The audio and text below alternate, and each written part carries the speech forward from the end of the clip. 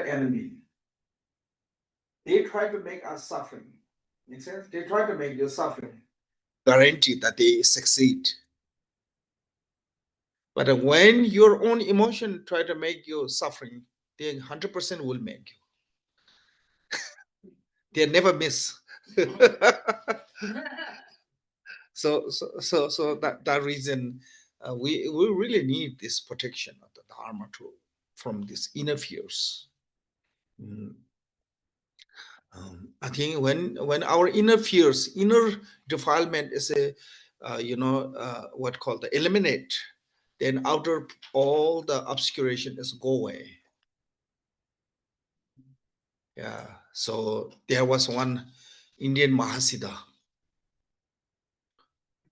He had more than 50 root guru. One of his root guru is a vulture, bird. How he received the transmission from the vulture, from the bird. Say one vulture found the food, dead, like snake or some dead animals. So he pick up that, carry on that one. Maybe not vulture, maybe this eagle, one of those animal, bird, carry on. Everyone chasing him. All other birds chasing this. so this master is watching, Then some point the vulture really gets tired of chasing by so many other birds. So he let go the meat. When he let go the meat, all birds stop chasing him. Whoever catch the meat start chasing that one. So that is showing us, our main enemies, whatever outside, inside, all fierce enemies come from the inner grasping. He realizing when you let go the attachment, grasping, you don't need to worry anything. Nobody attack you. So all your, all the enemy or attack you get is because you have grasping. In the mind training, if you study in the 7-point mind training, said everything come in one false self-grasping. All our problem in the samsara, every problem is a root, is a self-grasping. I think that's true. When you attach to your body, when you attach to your belonging or object, it makes you so much suffering. One day when you lose that attachment, you are free from the worryism. So that way, these fears, liberating from all fears, is I think these days most of outer fear is not there. It's in the list of the outer fears. Maybe fear from the human is still there. Yeah, but those vicious animals are no longer fears because they already get rid of or put in the zoo. Yeah. So here said approach and accomplishment practice. So this is deity yoga is always be approach and accomplishment. I think we had a discussion that Thursday night. So when we reside in the mantra, we get closer to the deity. That is called the approach. Okay. So once you practice when you practice succeed, then become an accomplishment, you become that deity. You become Tārā. That is in the Buddhism, you have chance to become a Buddha. Other religion, I don't know. So in the Buddhism, said you can become like Buddha, equal to, because we share the same nature. So approach means that you're getting closer. So that way we reside in the name mantra. So from the approach, when doing the recitation mantra, we also purify all our negative karma, obscurations. When those are purifying, then they become a one. One is become like Like first there's a 2 glass of cup. What is 2? 2 glass of water. 2 glass of cup. 2 glass of water. One is clean, one is dirty. Those are 2 separate. One is good, one is bad. Yeah. But then you use a chemical or somehow you wait, and this dirty glass is becoming slowly becoming clean. One day that dirty glass become water is becoming completely pure. Then they are one. Same, yeah. That is what it means. The accomplishment. You become that one. So then once you're accomplishing, then you perform the activities. What we do is we forget about the approach and accomplishment, directly perform the activities. That way, not outcome is nothing. Like Khenpo Rinpoche said, if it does like a Zambala vase make you rich, why those lama come to a west to collect the donations? You just make a really nice vase in the home and stay there. You become really rich.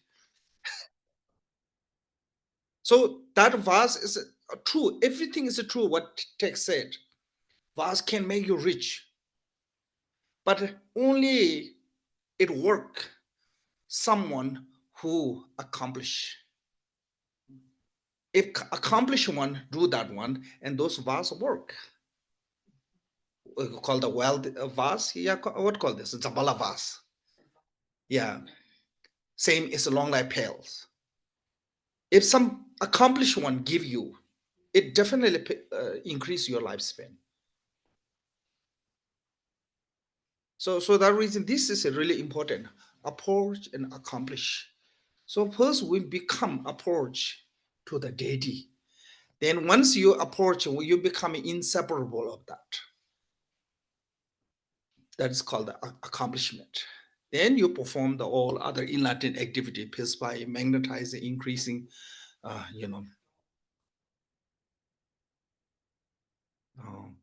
destroyed. Okay, so an exalted mother green Tārā.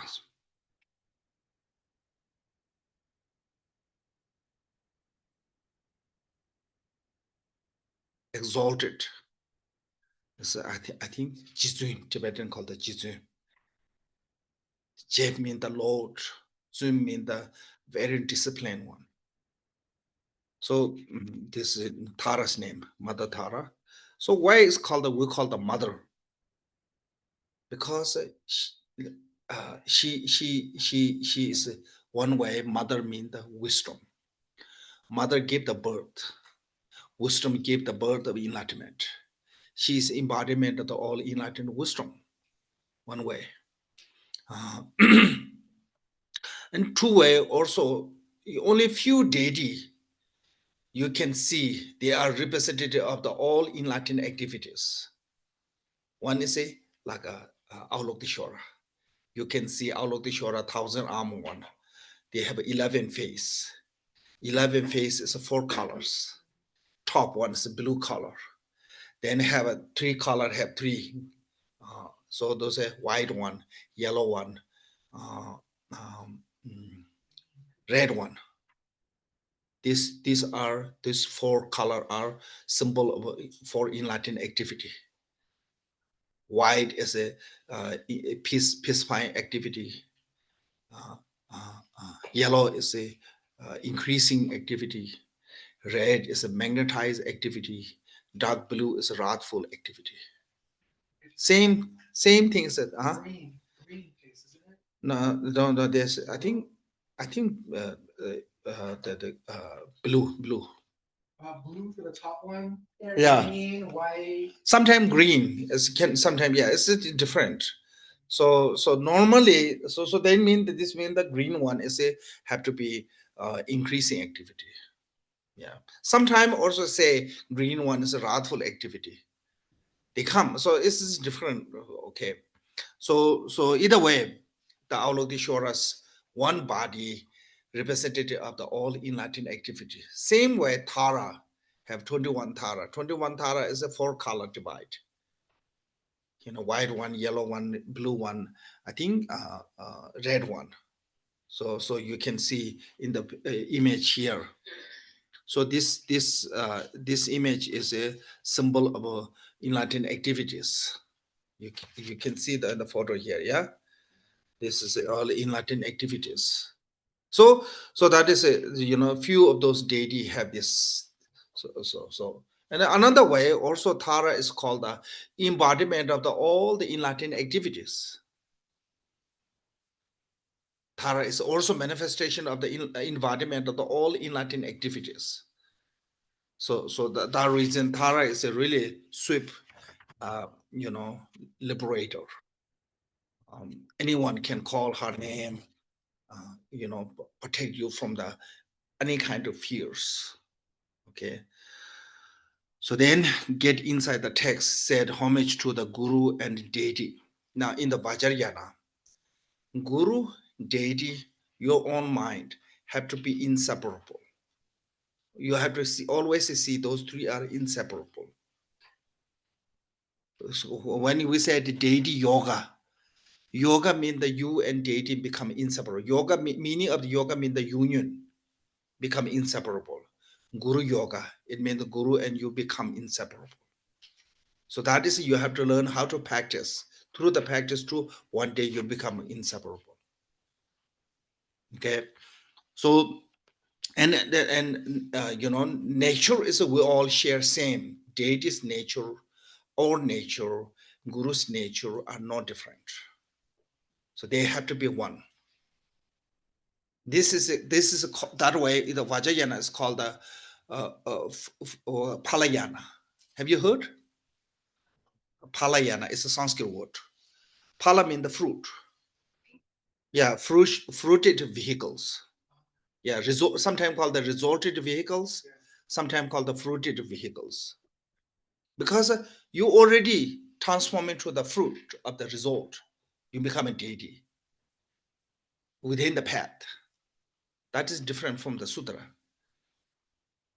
Like in a, I'm sure you heard this Mahayana called the Pulet, yeah, Pulet, yeah. We do also that prayer too, like they visualizing Amitabha Pure Land and pray to them.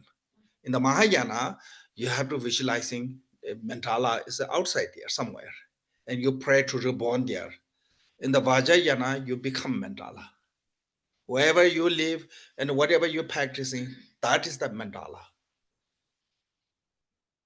You are already within the result. So that what I call the Falayana. Okay, so in this case, this reason, guru, deity, you inseparable. You have to recognize that they are oneness. One appearing three. Make sense? Yeah, from one. Okay.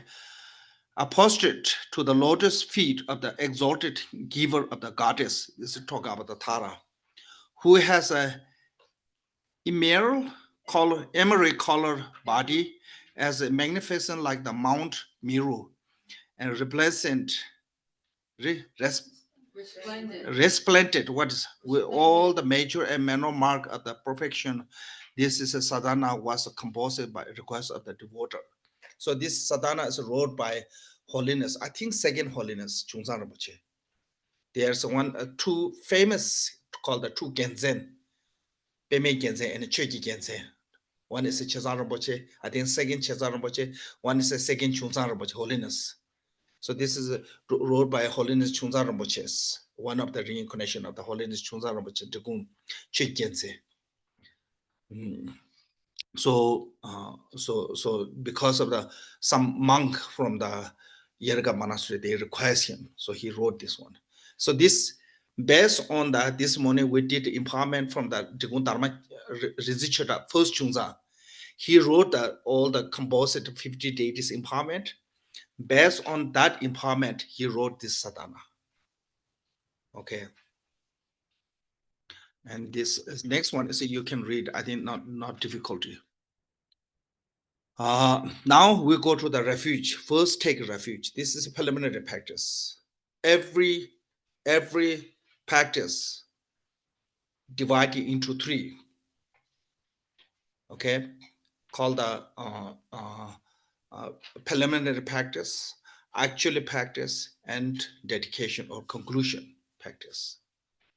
So preliminary practice is one of the preliminary practices is taking refuge to the three jewels. Here said, until awaking, it means that until complete enlightenment, until we reach to the what called the unsurpassable enlightenment, Buddhahood.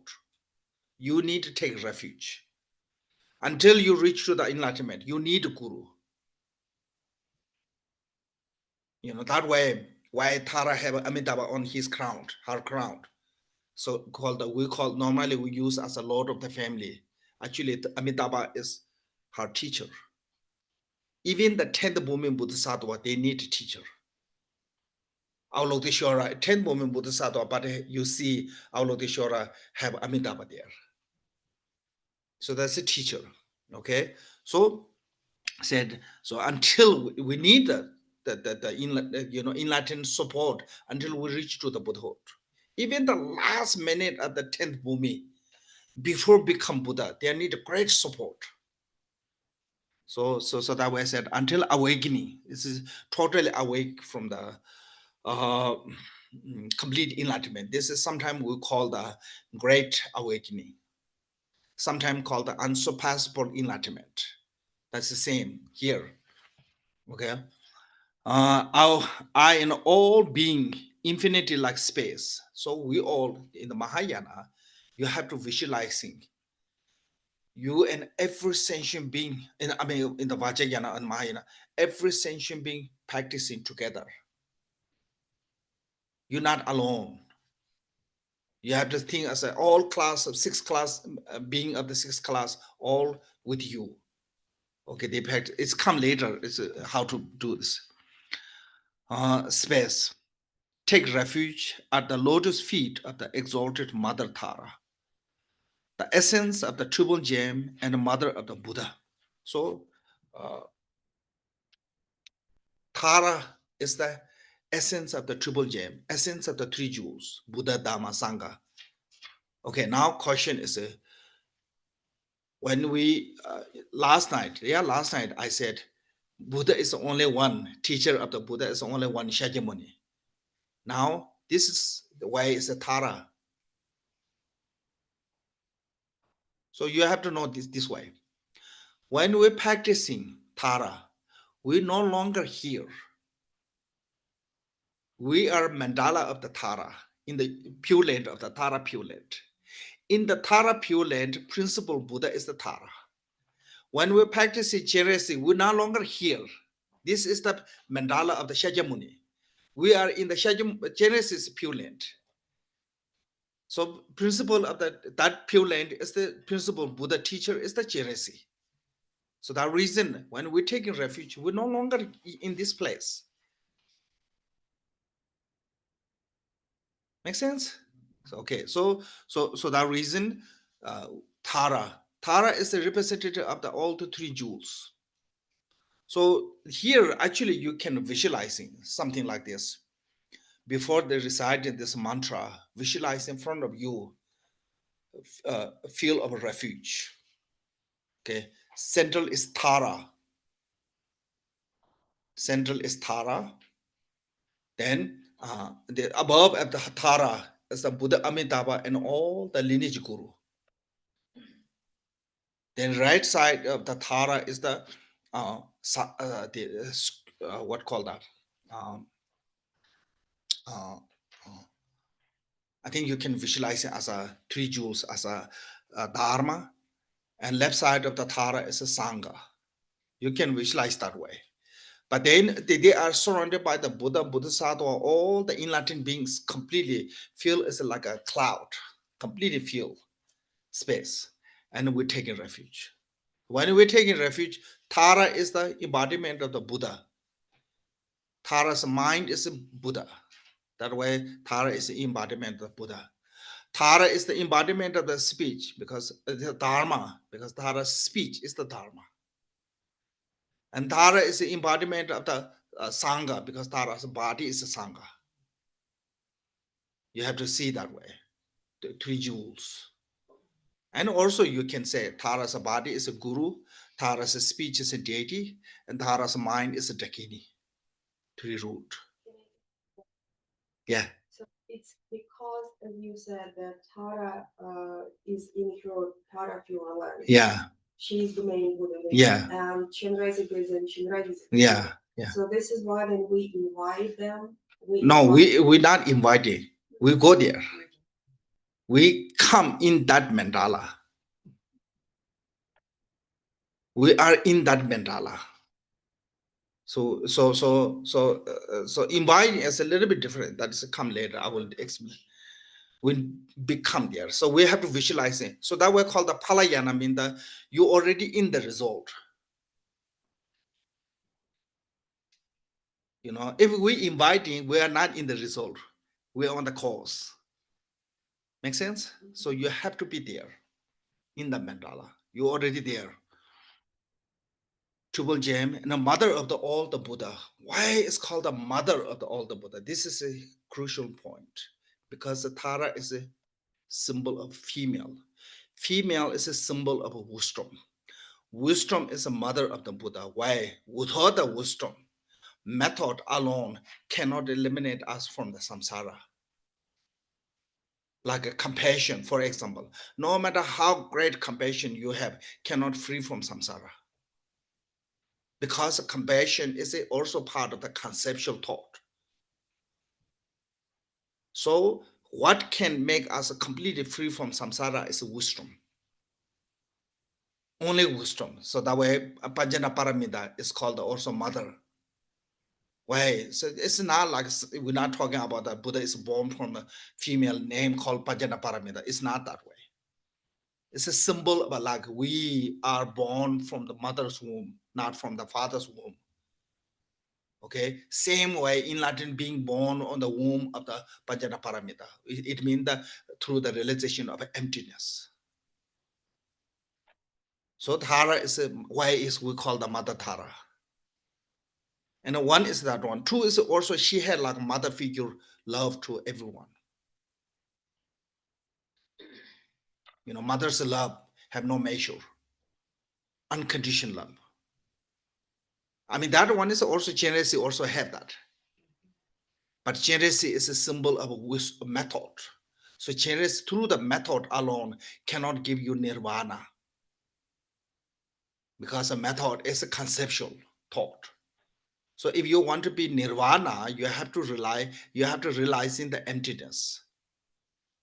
That emptiness is called the wisdom. So that is symbol of wisdom is called the manifestation of female form. So in the Vajrayana, you know, male and female are higher. When you see the father tantra, mother tantra is higher. Why? Because a female as a symbol of wisdom, male is a method. It means the support. Main, you know, character, main actor is a female, wisdom. And all the method are supporting actor. You need both. Yes, of course, you need both. Has His Holiness ever talked about reincarnating as a female for his next? Okay, we don't go there.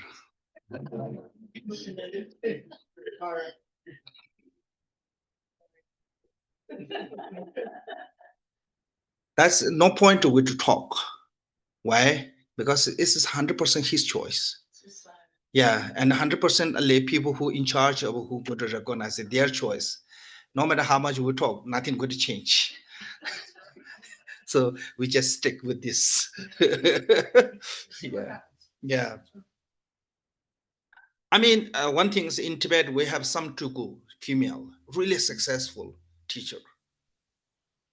In my life also, I met one nun, great teacher. She was just simple nun, but whole life practice. And even my uncle, who was a retreat a long time, he also take her as a guru. So they are in the, you know, if So so there's not like there, we never had to go from the female. So we had. So okay, so that is the taking refuge. When we're taking refuge, you have to visualize in that one.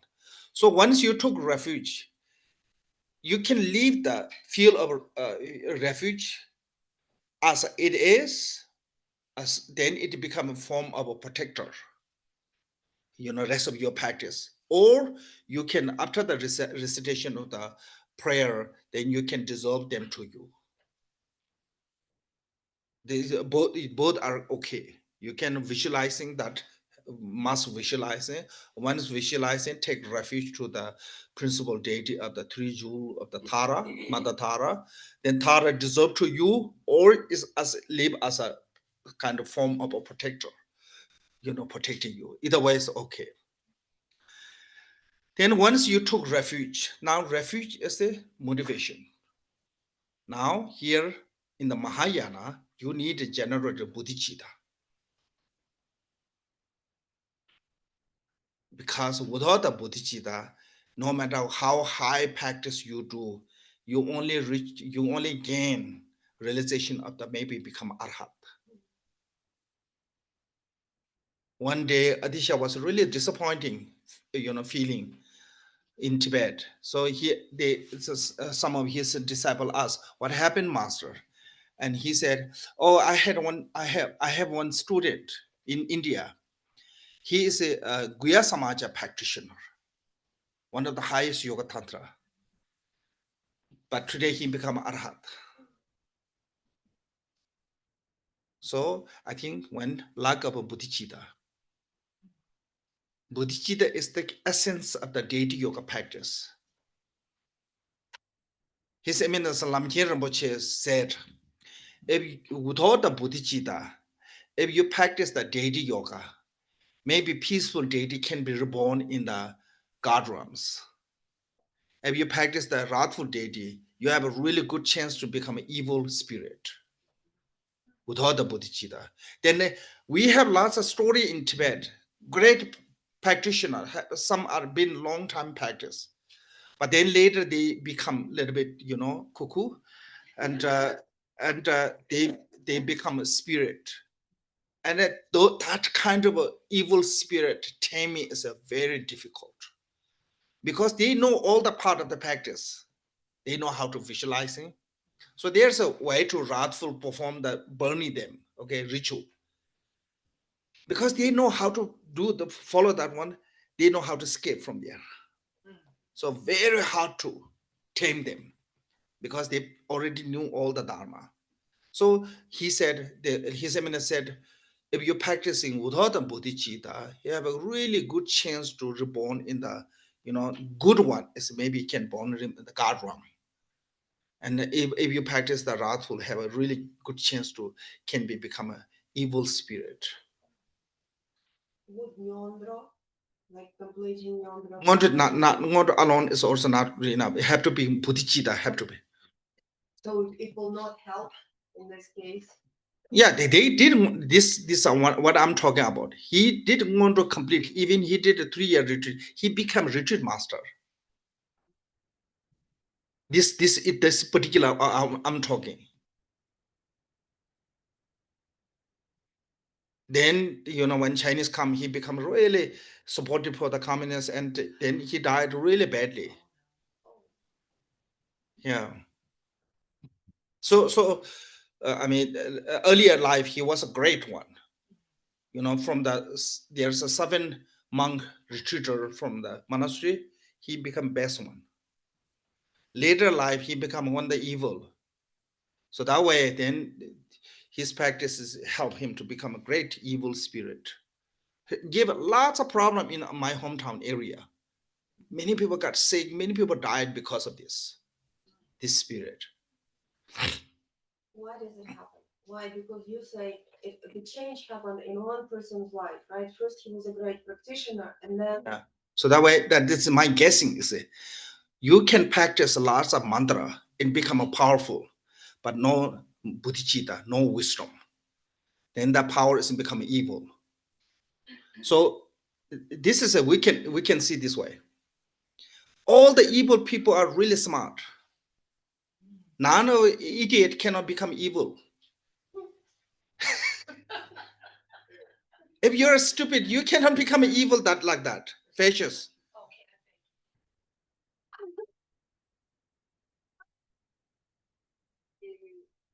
Bodhicitta is the supreme will. Yeah. That's a Jidesung's word. Bodhicitta is So- the supreme will of perfection. Yeah, that's a Jidesung's Gongjiga word. Yeah. So you know, this is it. People, you know, they are intelligent, the evil one, historically, but they have a lack of compassion, selfish. Yeah. That way. If you're an idiot, you have no chance to become evil. even evil, you cannot do anything. Need really smart. I have noticed that if I have a situation when I have to make a decision, if I think about other people, for example, as the teacher, I think about what will really benefit them, Yeah. or whatever. If I think about, okay, what will really benefit someone, then I tend to make good decisions. But I really have to be focused Yeah. on, like a mother. Yeah, I think if you have this altruistic motivation, whatever you make decision, it never become outcome bad. When you do with a selfish, you know, a mind, when you lots of decision become later harmful for yourself or other ones too. So that reason, once you do with the bodhicitta, and then another way is lots of time in the Vajrayana said you can have a consort, you can drink alcohol. Yeah, lots of time said that one. And those are in this. I can say this way. In the Vajrayana practice, you can do anything. Even you kill someone, you become butcher. You can become a hunter. No problem. If your mind is really secure by the emptiness and compassion, nothing go wrong. Like Diluba, he is a fisherman. He cut the fish and every day eating fresh fish. But same time, he know how to liberate them. So because he is not never separate from the emptiness and compassion. So I'm sure you saw this one say, as essence of the emptiness and compassion. Have you seen that? That it means that long as you practice with these two, so this compassion is talking about the bodhicitta at that time. That compassion means the great compassion, bodhicitta. So that way we have to generate the bodhicitta. So here I will devote myself to this practice in order to bring mother sentient being who are afflicted by suffering in the sixth realm to the state of the exalted mother Tārā. So this is what purpose you practicing. Normally we said, oh, I want to be liberated. I want to be successful. I want to be this and that. This is self-centered. Yeah.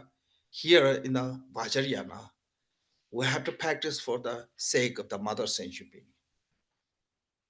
We're not doing ourselves. We're doing for the everyone's sake.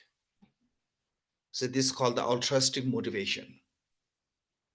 Sometimes it's called the motivation of compassion.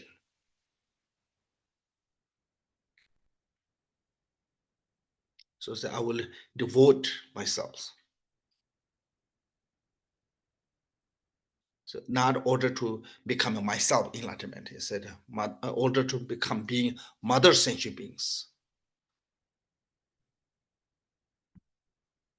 Nagarjuna said, one being, how many times been mother to you, kind mother? Mother means that who show you kindness. You cannot count. He said, hypothetically, hold the earth, make the pail, juniper seed size pail, and you count. Earth can finish, but the number of how many times being mother, one being is never finished.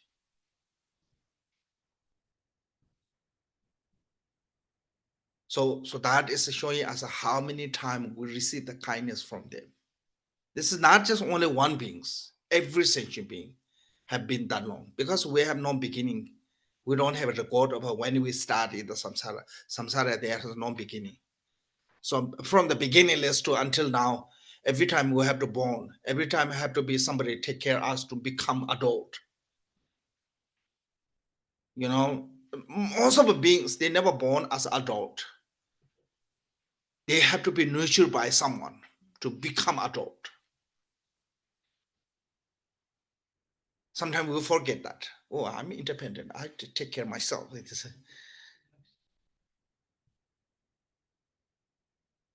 We're not capable of that one. Like Khenpo said, you know, mother ignore her kind parent and all people who have been kind to her. Ignore all their need. Just take care of the strange one who's never met her. Nothing, you know, when we're born, we are strange to the mother. We are first time meeting. So, but she cherished this stranger one some more than her own parent. That's called the mother's love. So so this is a majority to talk about. I know there are some mother are not deserve to be loved, whatever. I mean, can say that one. You know, so, but we all grow up because of the love. We all grow up, we survive because of the kindness. And when they giving our mother giving us the love and kindness, it's not come for them easily. It's come from the hardship. So like the Bajra Rinpoche said, if you carry your parent, your back, in your back, make the circulation for the earth 3 times. Still, you cannot repay their kindness. Even that kind of effort, if you done. So just buying some grocery or paying the rent for the apartment is nothing.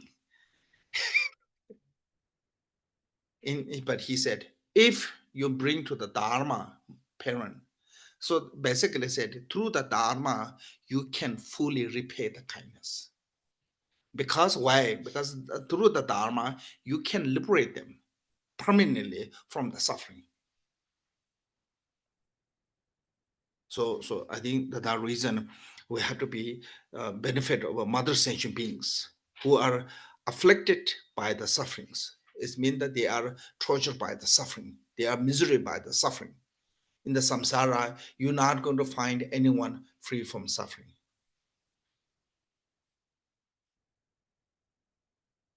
One time, our Holiness Father was, I mean, they are really a rich family in Tibet. So they have a lot of connection with the Indian rich people through the business. So he knew one Indian man long time ago before Tibetan laws. So then they lost connection long time. Then later they reconnect. Then this guy invite Holiness Father, his house. Then he sent to the one really lecture car to pick up Holiness Father from his resident. Then when he got there, he have like a line of a foreign car. In India, foreign car really expensive, takes like those old expensive one, like what called this Mercedes, Rolls Royce, yeah, and what called like BMW, yeah, what called this British car one is an expensive one. No, Jaguar. Those like he said, like there are a bunch of a foreign car, intellectual car, regiment with a driver, front of the house, and the house is like a palace. When I got the house, looks everything's wonderful. Looks really like they live really beautiful life. Then he starts sharing slowly his problem. They have a full of a problem. Now, because he's so wealthy, his children fighting for his wealth. So there's no peace in the house. So that is a showing as a, some people may live really fancy, those, what call those, mansion. Maybe they have a suffering is also big as a mansion. Yeah. Bigger suffering.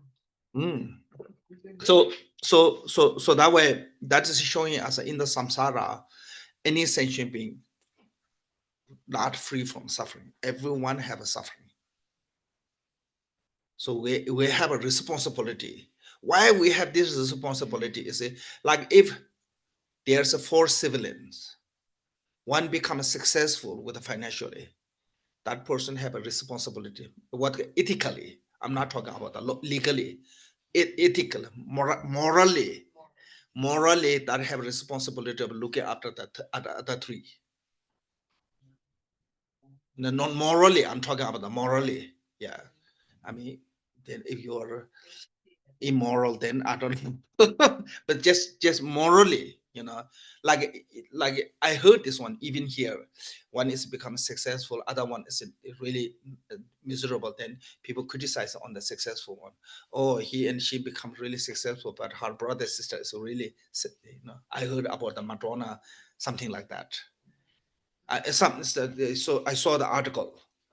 Yeah, she never helped her brother or something. Yeah, people write it down. So that is showing us. So this is it. We get chance to practice Dharma. We are fortunate enough. We have, as this morning I said, we have freedom. We have a condition, all the favorable condition to practice Dharma. Now we have a responsibility of make sure, look after those, what called, how to say, unfortunate one. Yeah, beings. Yeah, less fortunate one. So that's our responsibility. Moral, kids are moral responsibility. Yeah. I mean, legally, you don't have to take anything. Yeah. So who are those sentient beings suffering? Is it in the 6 realms? Hell, hungry ghost, animal, human, God, demigod. It's called the 6 class of beings. And within these 6 beings, there are so many difference. Like hell itself have 18 different type of hells. And the animal have so many type of animals, but majorly 2. One group live under the water, one live on the ground. I think they have different name in English. Yeah, Mormon. Like the ocean, marine animals, Yeah, land animals, air animals. yeah. So that way there's a few divide, and the hungry ghosts have like similar like that. And human, we have 8 continent. I mean 4 continent, 8 subcontinent. Oh, Yeah. Yeah. The god ram as a demigod have on the god ram has 6 different type of god rams, and there's a form ram, formless rams. When dividing in detail, there's but all those are categorized into the 6 class of beings, and each one have their own sufferings. So what I'm trying to understand with the God realms, would you say that like Yahweh is in there? Isis is in there? You know, these are all the Western and the Egyptian. Those is a different. I think maybe I always say this one. We're not talking about the Christian God. That is one thing I said that one. And because Christian God is they take as a Latin being, so whatever, we're not talking about. But according to the Buddhism, we divide it in the some celestial realm. Maybe God is in the celestial realm. Celestial, yeah, or the air people.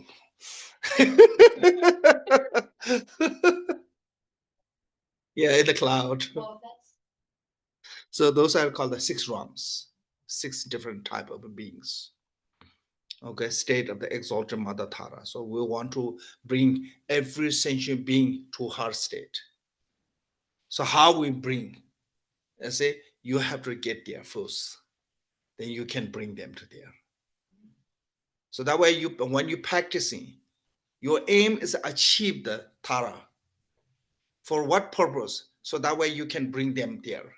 Right now, so we make prayer, yeah, but not going to we have no guarantee our prayer bring them to the Pure Land. But once you reach the Pure Land, then whatever you put effort never go to wasteful. 100% you can bring them to Pure Land. So that is the second preliminary practice of the generating bodhicitta. So this bodhicitta is how to generate bodhicitta is not just wishing to be sentient being happy. You have to be also generate bodhicitta in your mind stream, depth of your heart. How to do that one is there's a two way. One is a self another exchange called the dongling. All your happiness give to them, all their suffering take into you. So when you self and other exchange, then you can do like in Tibet, because we don't have kids, we have no diaper. So sometimes middle of the night, baby pee, then the bed, that baby side is become a wet. So what mother does is mother move the baby to the dry area, she sleep on that side. That is what mean the self and other exchanges. That kind of we need a mentality. That's have to have a really strong one to can do that one. Okay, then the second one is the easier way, or they say called the 7-step. First is I said recognizing as a mother. Then second one is remember the kindness. That's not recognizing alone is not enough. You have to remember the kindness. How much kindness you receive. There's in the jewel ornament, they mention 4 different type of kindness. Kindness of the giving body, kindness of giving life, kindness of showing the world, and kindness of the undergoing hardship. So these 4 kindness. Okay, so remember those kindness. Now, once you remember those kindness, you have a responsibility to repay the kindness. So how to repay the kindness is then you need to love, compassion. With this love, when you love someone, the love is this one, okay? In this 4 immeasurable said, may all mother sentient being, boundless as a sky, have happiness and cause of happiness. Think about that. That is what is Buddhism love. You want them to be happy, not just happy. Wanted them meet with a cause of happiness. That's what love means. So just giving one hug is not love. You give temporary happiness, but you're not showing the cause of happiness. Make sense? Giving food, clothes is not good enough love. So that way, Buddha said, when you bring to the parent to the Dharma, then to fully can repay the kindness, because you showing them to path, cause of happiness. Make sense? Yeah. So then with this, then you can have truly bodhicitta. So we received the last ceremony of the bodhicitta. I'm sure you have done many times. I did too. I received many times bodhisattva vow ceremony, but nothing change come. My thought process is the same. Reason is because we are lack of a strong compassion, loving kindness and compassion. More you have a true love, your compassion become deeper.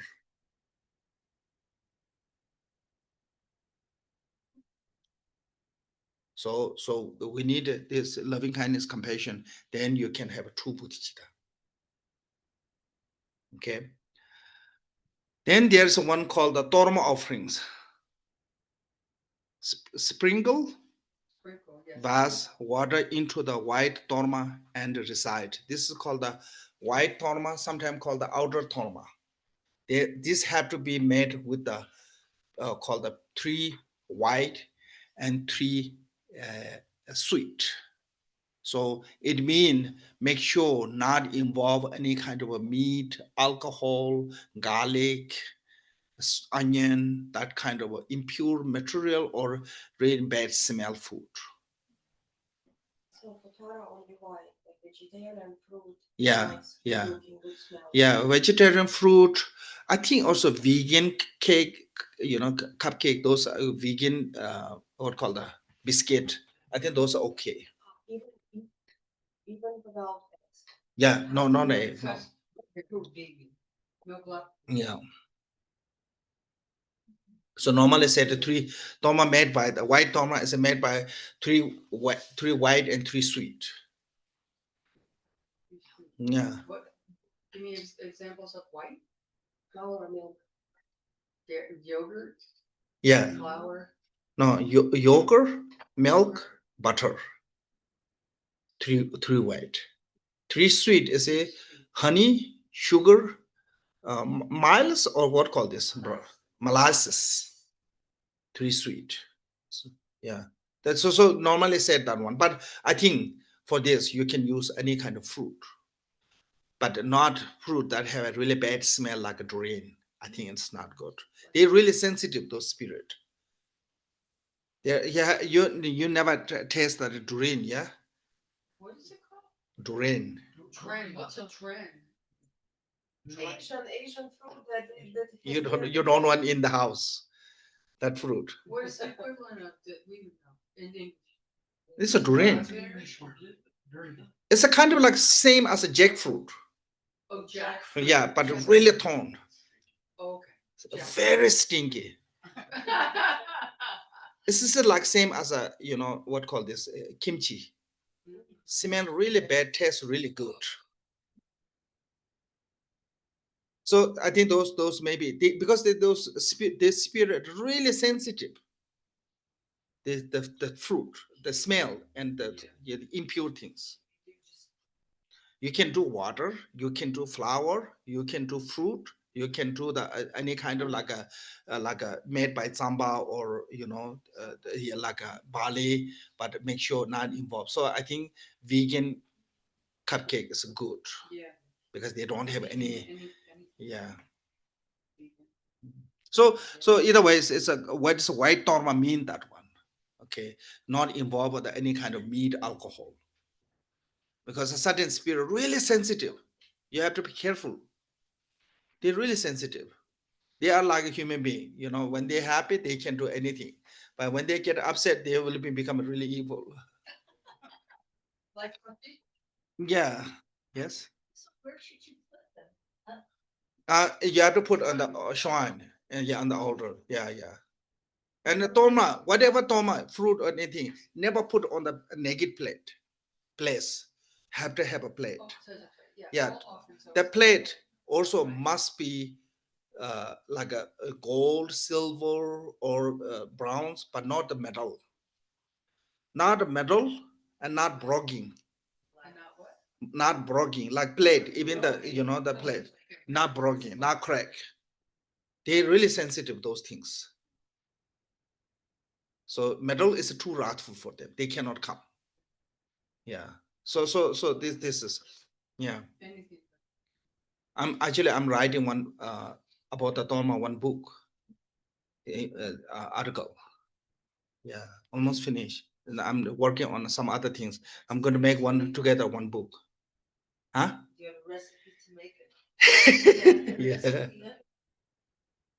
So what kind of material need? So some little bit information. Okay.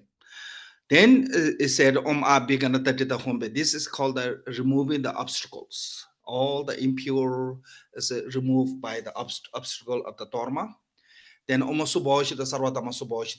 this is a completion stage.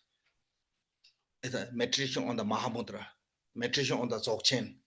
Whatever we name, this is the. So in the Vajrayana, whatever you do, you have to perform within the state of the completions. Okay, this completion stage have a two, with a sign, without sign. This is without sign. Okay, then said from the emptiness arising whom from which appears a wide open jewel vessel. They are open Ah and Hung, melting the transforming into the pure and unimpacted Dharma. So that way I said Ah Hung created the pure and unimpacted, mean the Unimpeded, and impeded. no obstacles. Yeah, Dharma that is generate the extraordinary pristine, bless, and extend into the universe. So how to extend into the universe? It means the Dharma is a way, what do we put this in one, maybe one piece there. But through this mantra, you can see one is said, Om Agaro Magasawa Dhamma Ajanamana. This is the blessing that Dharma. Okay, Dharma bless. Then this, there's a 4 Buddha's name. Homage to the Tathagata, many jewels. Homage to the Tathagata, exalted form. Homage to the Tathagata, infinite body. Homage to the Tathagata, beyond all fears. So by prayer, this prayer, and those spirit gain this quality. Many jewels, exalted form, infinite body, free from all fears. This because this is a name of those 4 Buddha's name. When you reside in this 4 Buddha's name, they get that quality. They receive that blessing of that quality. You know, infinite jewel means that they become rich. And the exalted form means that beautiful, that good looking. And infinite body means that like great, okay, like measureless, great body. Then beyond all fears means that they're free from fears. So this prayer helped them to become that one. Then this mantra, Namasawa Tathagata Avalokita Om Sambara Sambara Hum. This mantra is a Buddha taught to his half brother Nanda. Half brother Nanda was one day, evening, nighttime. One flaming mouth, hungry ghost came to see him, said, too bad you would be only 7 days. Live. After you died, you become my food.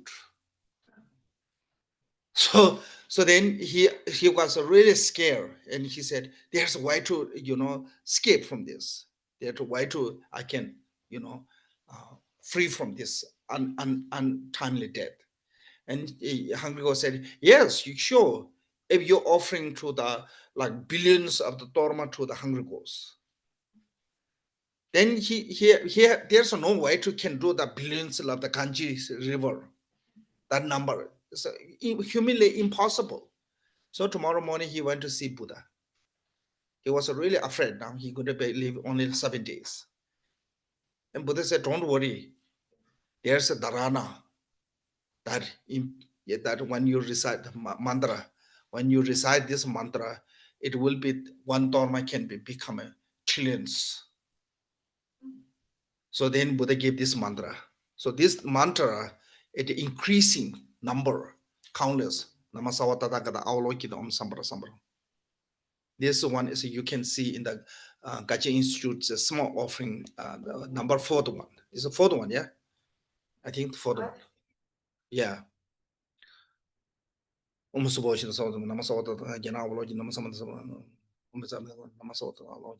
4th one. Then the rest is the name of the spirit. Spirit is a roam in the night, elemental God. Elemental God means that is just protector of the element. Flesh eater, how to say this, carnivores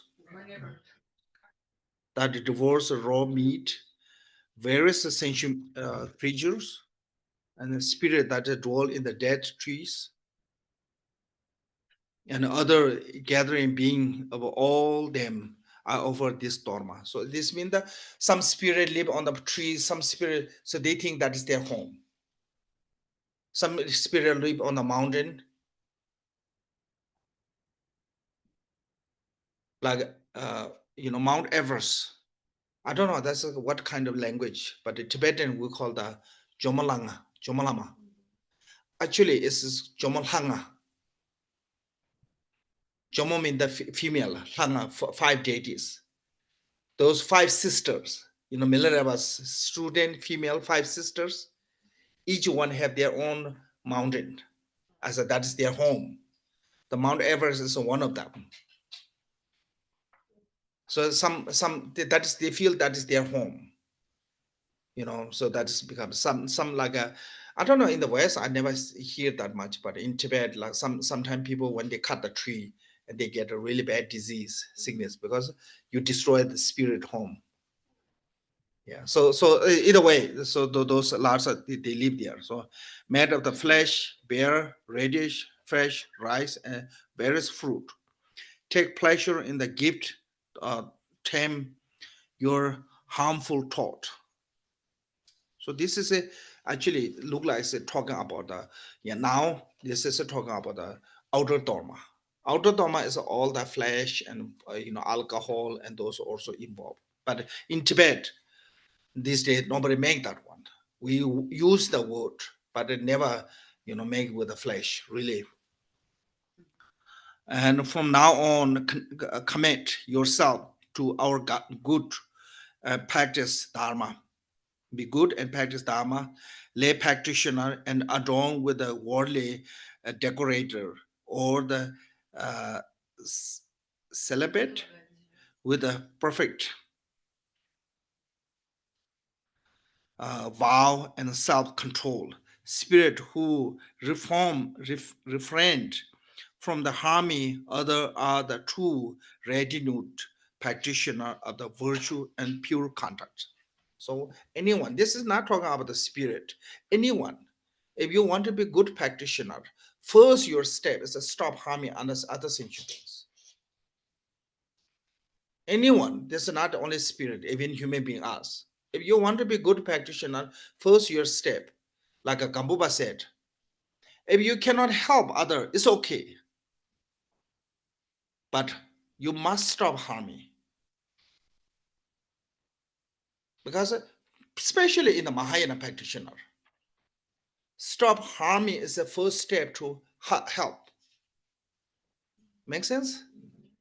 So that is a pure contract, mean that kind of, there is no one who does not fear weapon and does not value their own life.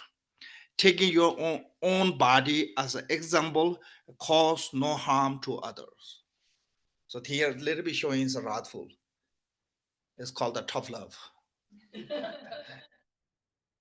It's like potential. If you're not listen, you danger will come, punishment will come. So that way saying is that there's no one who does not fear of the weapon. I mean, if you not follow to the my order, you will have consequences. Basically saying that one. Taking your own body as an example, cause no harm others. So you have to our own body as an example.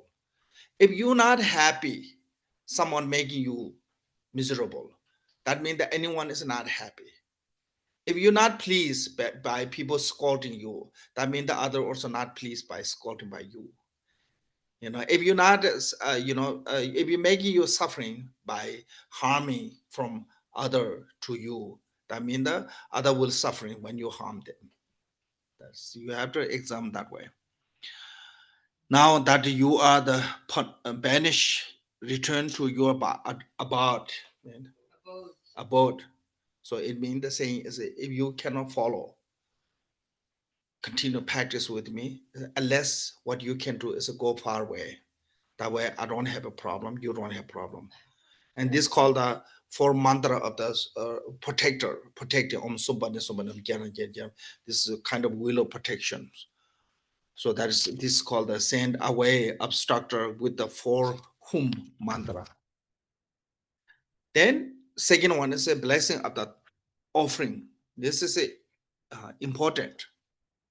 When we arrange in the morning offering, I think you should do the symbol blessings. How to do the symbol blessing is normally like this kind of, if you don't have, put a small ball and with the kind of flower or something, like you can use this type or flower or something, or kind of medicinal tree, fruit tree leaves. Just pick up that one, and then tap to the water, and just say Ram Yam Ka Om Aho Ram Yam Ka, sprinkle on that. So once you arrange your offering bowl and those all, and candle, whatever you money your, before, because if you not do that one, sometimes those called the uninvited guests, there's some spirit, even not invite, they will come whenever they get chance. So they will take away before you offering to your ritual. So Ram Yam Kam Om Aho. So this is normally we do, like when what called the quick way to blessings. So Ram mean the fire, Lam mean the wind, Kam mean the water. So fire burn all the impure things, and water wash all after the burn. I mean the air dry, okay, air blow away all the dust after the burn, then water wash them. So then become a pure offering object through. Then the second word, syllable is Om Aho. So we do 3 times, like I said, Ram Yanka Om Aho, Ram Yanka Om Aho, Ram Yanka Om Aho. So this is a short way to blessings. But then, what called the correct word of blessing, as you here said, Om Bigana the home base. So then you have to pick up if you have a vase, you do the one. If you don't have, just use as earlier I mentioned the waters. Then it's like this, then it's just a Om A Bigana the home base on the offering object, and Om Suboch, the Sabatama Suboch, the metric on the said, from emptiness arising home, which appear as a wide open jewel vase, there as Om Ahum, melting the transforming into the light from this light appearance of water, drinking water, bathing water, a flower, incense, light, perfume, food, and music appearing as a celestial substance. They are the essentially void as an object, as a sixth sense power, and their purpose is to generate the extraordinary, undefiling bliss. This offering become as a vast as a space. So through this, then it's become an offering, like great offering. Even so. Then here mantra, you see Ombeza Arga Ahum. Anytime you see this Ahum ending, always in blessings. What is the different mudra on the blessings and offerings? Blessing is just Ombeza Arga Ahum, like this. Okay, don't do this. This is called the offering mudra. So anytime you see the ahum, it means the blessing. So you only do the mudra. You're not offering yet. So just om baza arka ahum, om baza pandi ahum, om baza pubi ahum, om baza dubi ahum, om baza aloji ahum, om baza gendi ahum, om baza niwidi ahum, om baza shabda ahums. Okay, that is it. Then you do the music instrument.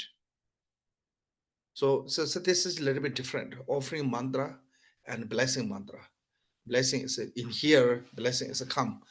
This 8 offering is one is ending with ahum. It's always be blessed by the om ahum. At the beginning is om. Vajar argam minda. Vajar drinking water. Vajar padyam minda. Vajar bathing water. Especially foot washing, feet washing. Yeah, so argam means the drinking water. This is a Indian custom. Like Indian, when they have a guest, what they do is at the front of the door, there's water. You have to wash the feet, then go inside. Then every time they mail, they always have a water, drinking water. Then they arrange in the flower, incense, the candle and dinner. So those all is then also some of those rich, like high classy, they have even the live musician. Yeah, so like I think 5-star hotel, I think they have those. Yeah, this is a kind of like high, the best way to service for the guests. So you have to perform the best one. So based on the local culture, and it become a part of the ritual to offering to the deity. Because the Dharma is come from India.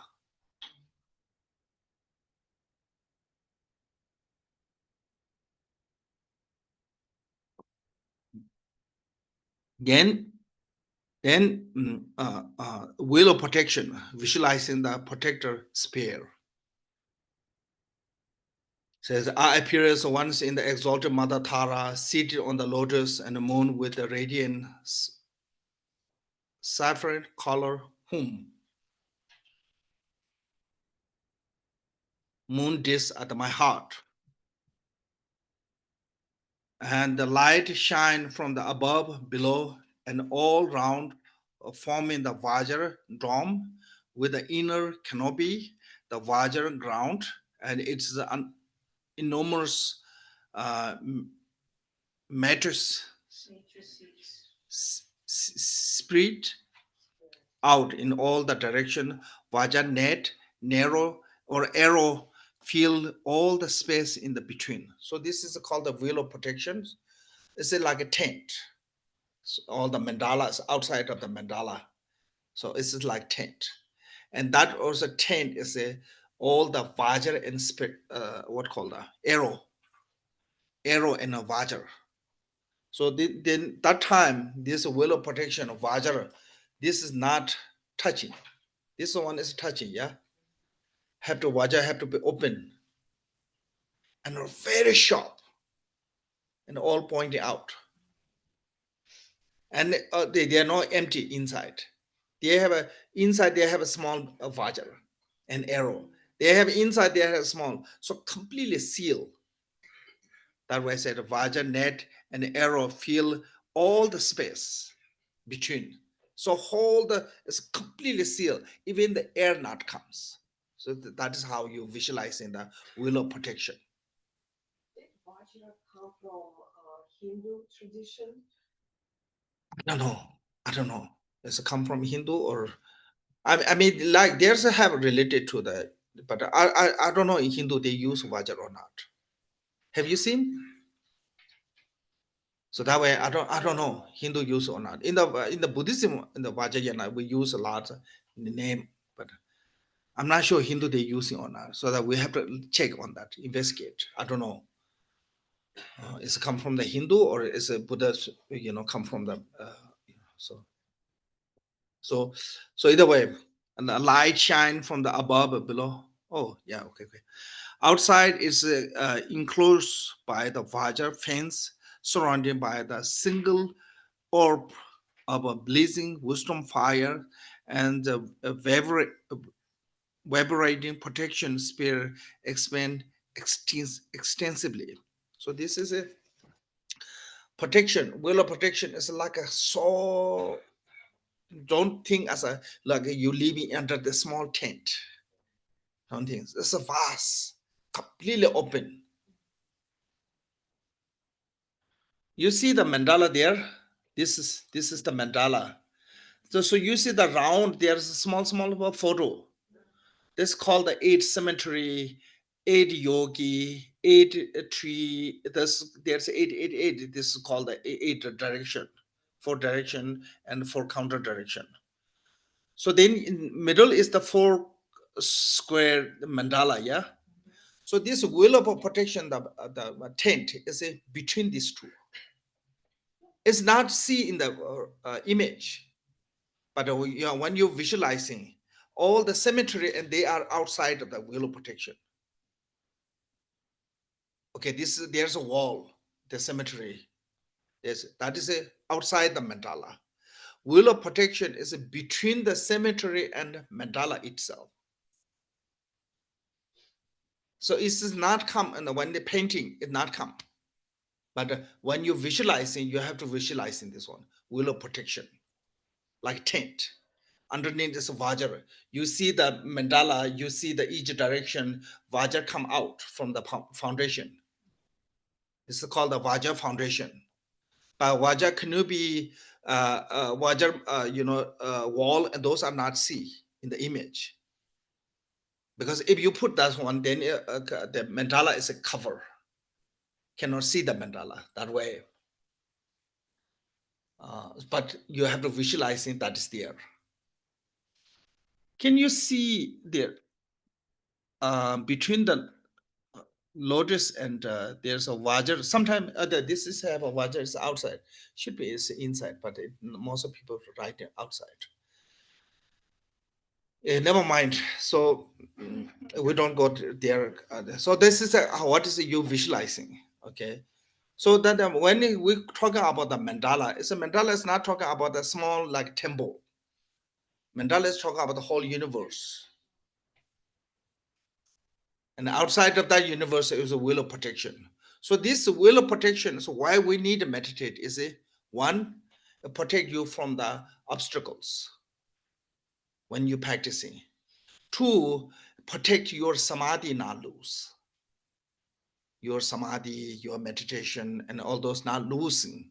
Because like, when our house is not secure, thief may come. And when thief come, they take away all our belongings. So thief destroy the house and take away all. So this obstacle come, and same things also take away all our meditation, samadhi, whatever. I mean that we spiritual path. So this way is like not losing the wealth of our spiritual, secure, and not come obstacle from the outside. Because when you're practicing, more you become a serious practitioner, more obstacle will come. That's everyone have to face that one challenge. So you need those will of protection. And what about the lamas? The lamas also. Everyone, yes. We need that. Those are. So that way, everyone when practicing this is really until you reach to the enlightenment. They obstacle they always come, particularly called from the four Mara, called the Son of God. Is called the Mara of the what called the absorption, obstacle to the absorption. When you meditate, especially, they come to destroy your meditation in a different way. Yes. Sometimes your form of your cat, sometimes form of your dog. Some are form of your children, some of your form of your loved one come to disturb you. Sometimes your They come as a big band, like music, and Yeah. they play it right outside my house, right Yeah. outside my house. Yeah. Spirit. When Buddha was meditating under the Buddha tree, first Mara came. How to he three way to he tried to obstacle.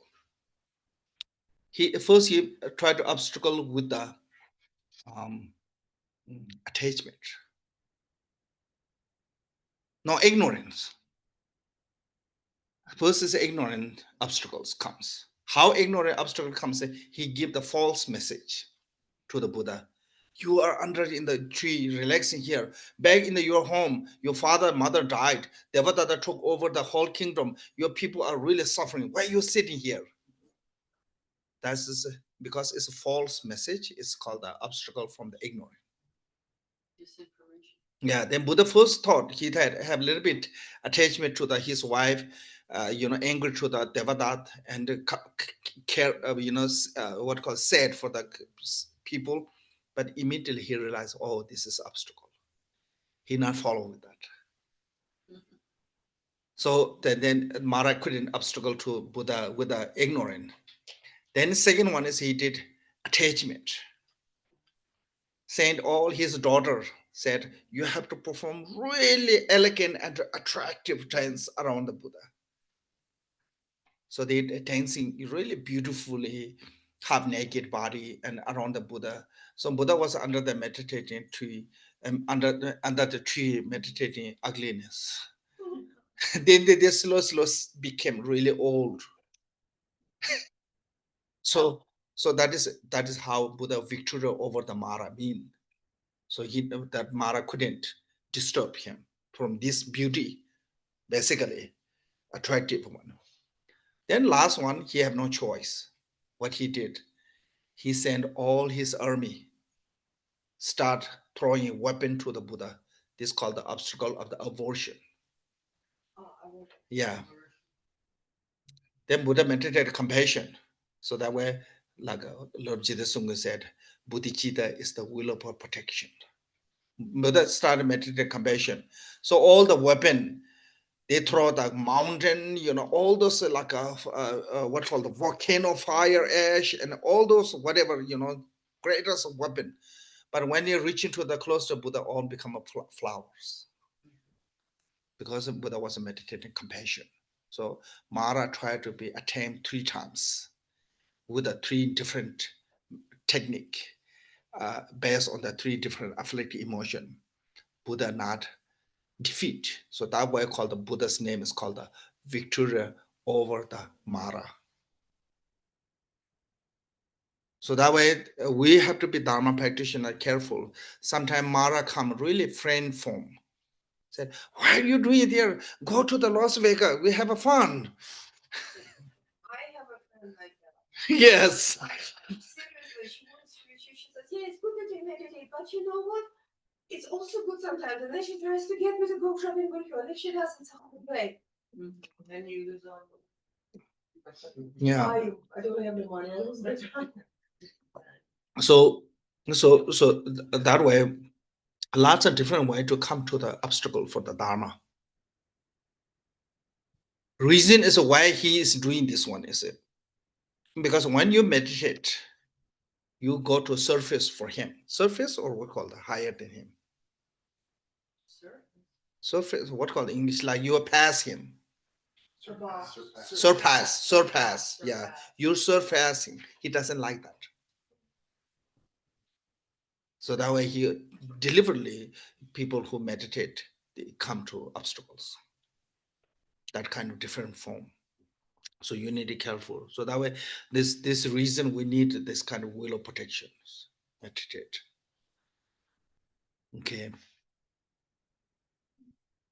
Okay, then invite in the field of accumulation. So there's a 2 way to accumulate the merit.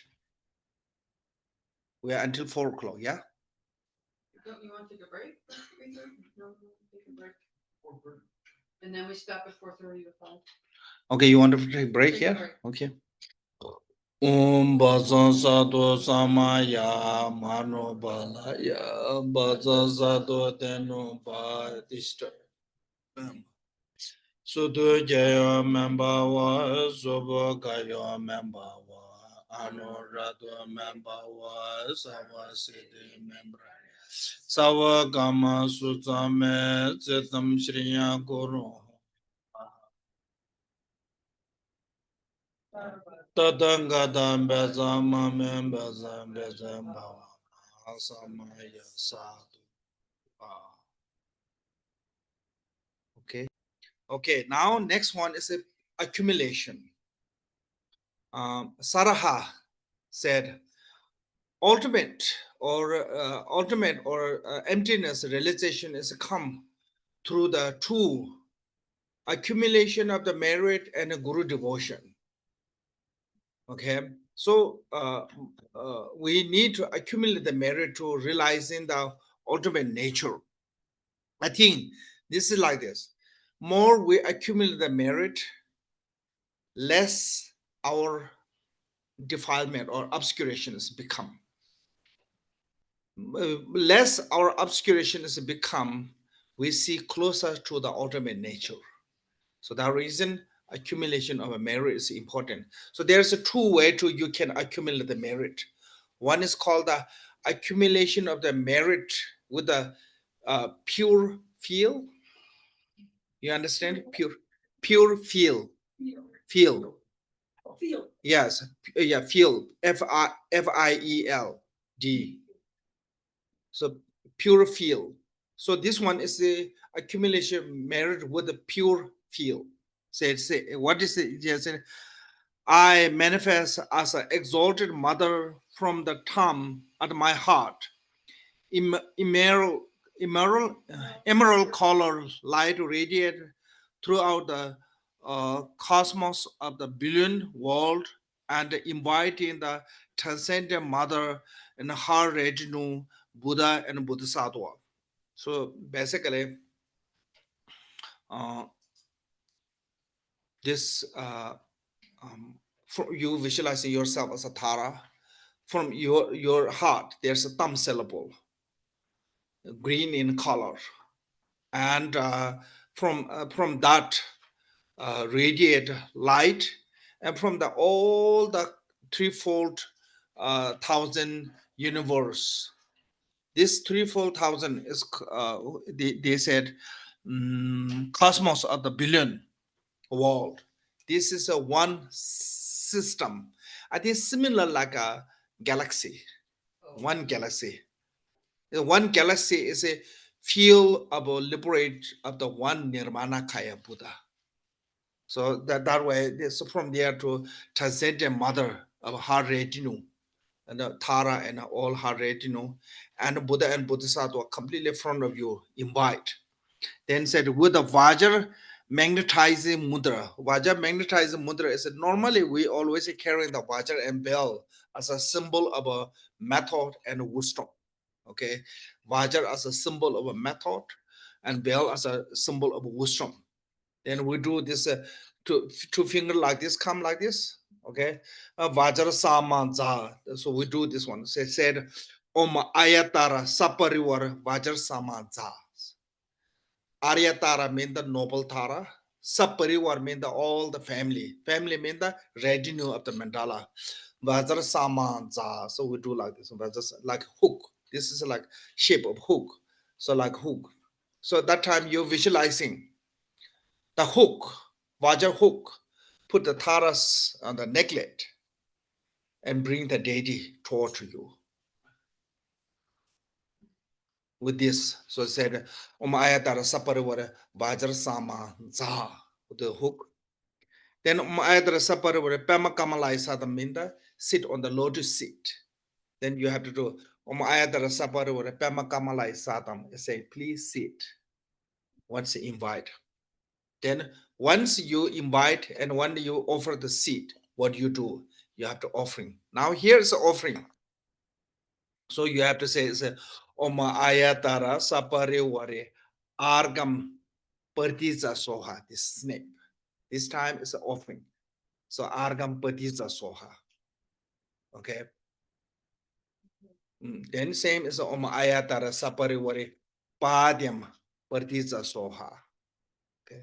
Then Pushpam, Dubam, Alokam, Gandhi, Nividi, Shabda, Partiza Soha. So this is always a offering you have to snip. This is a sign of saying, please accept, please take.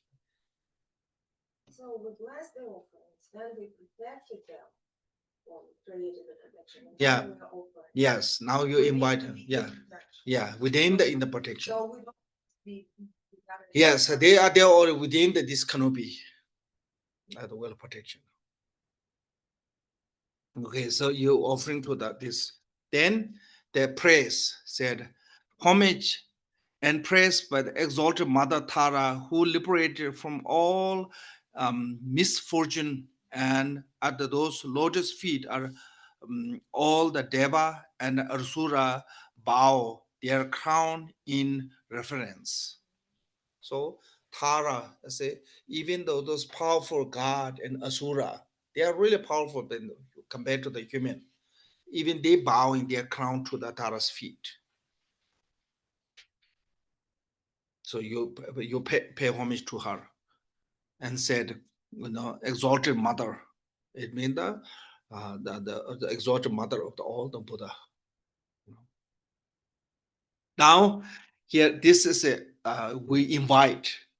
So, okay, through the offering and praise. Now here's called the seven lamb offering. Through the seven lamb offering, we accumulate the merit. First one is a prostration. Said, exalted Mother Tārā and all the Buddha and Bodhisattva abiding in the 10 directions and 3 times apostate to you with a complete sincerity. Sincerity or admiration. you know, like with a good intention, good with a like sometimes we do the pay show the respect with the fears. Yeah, like when you're driving, police car come, you side go the side. You show the respect because of the fear. So when we're doing the pay homage Tārā, we're not doing because of we fear. We're doing pure with because of the sincerity. Actually, this is called the vivid faith. With the vivid faith, okay, with the admiration of the heart quality, with the respect. So we're doing the prostration.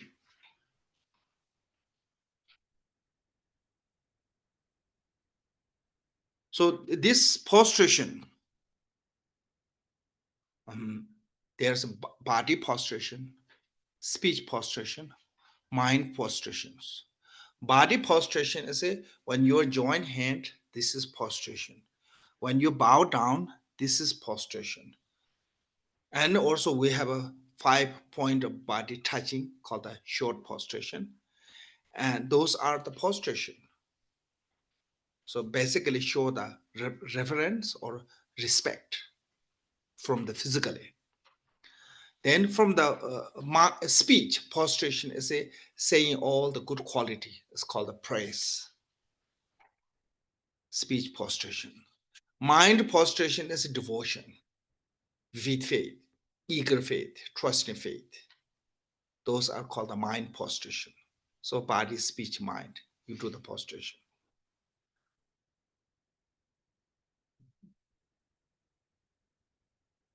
So this is a prostration is the antidote of your pride. Why pride is not good? Pride is a mara of your knowledge. Because when your pride is like hell, no matter how much knowledge put, it never stay there.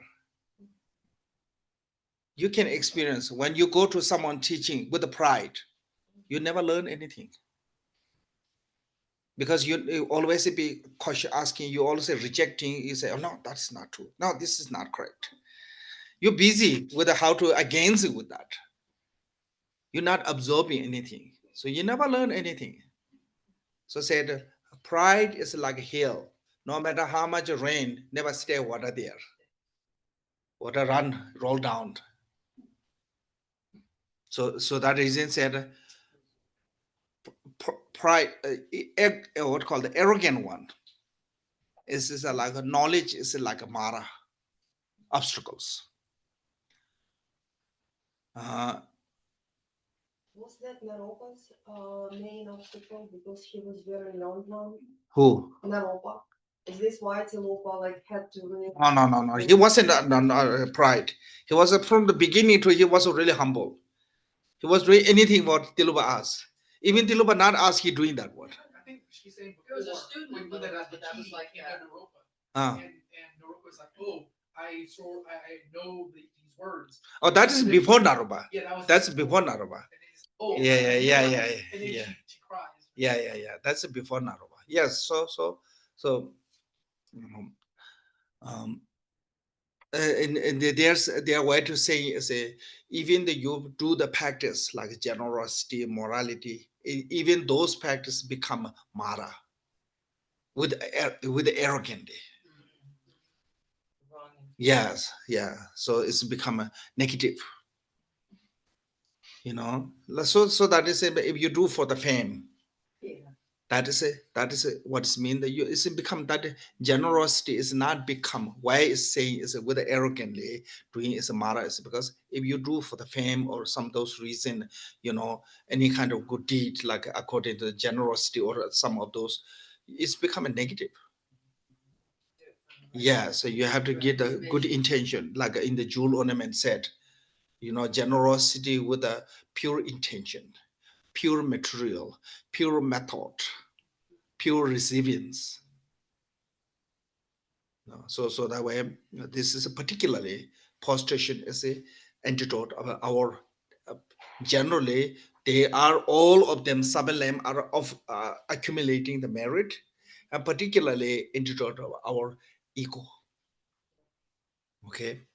Then second one is offering. Said, I offer real and imaging flower, incense, oil, lamp, fragrance, food, music, and like the gathering of the exalted mother, please accept them. So there's a two kind of offering: physically arrange and mentally visualize. So long as you are financially capable, you have to arrange physically great as you can. You may have lots of money in the bank, then try to offering with the mentally visualize. It doesn't work because your this imagination is involved with a strong stinginess. That stingy going to destroy it. It doesn't work. So physically, whatever you can, because sometimes saying, "Oh, we are Buddhism, we need a symbol." Until you really truly become a symbol, you cannot be symbol for the shrine offering. One day you truly become like a symbol, like a Milaraba, then you don't need a shrine. You wearing all the branded clothes, you wearing all the latest, you carry all the latest technology, you driving latest car, best car, comfortable, and you eating all the good food. And when come to the offering, said we are have to be simple. It doesn't work that way. If you become like a Milaraba, live like Milaraba, then symbol work.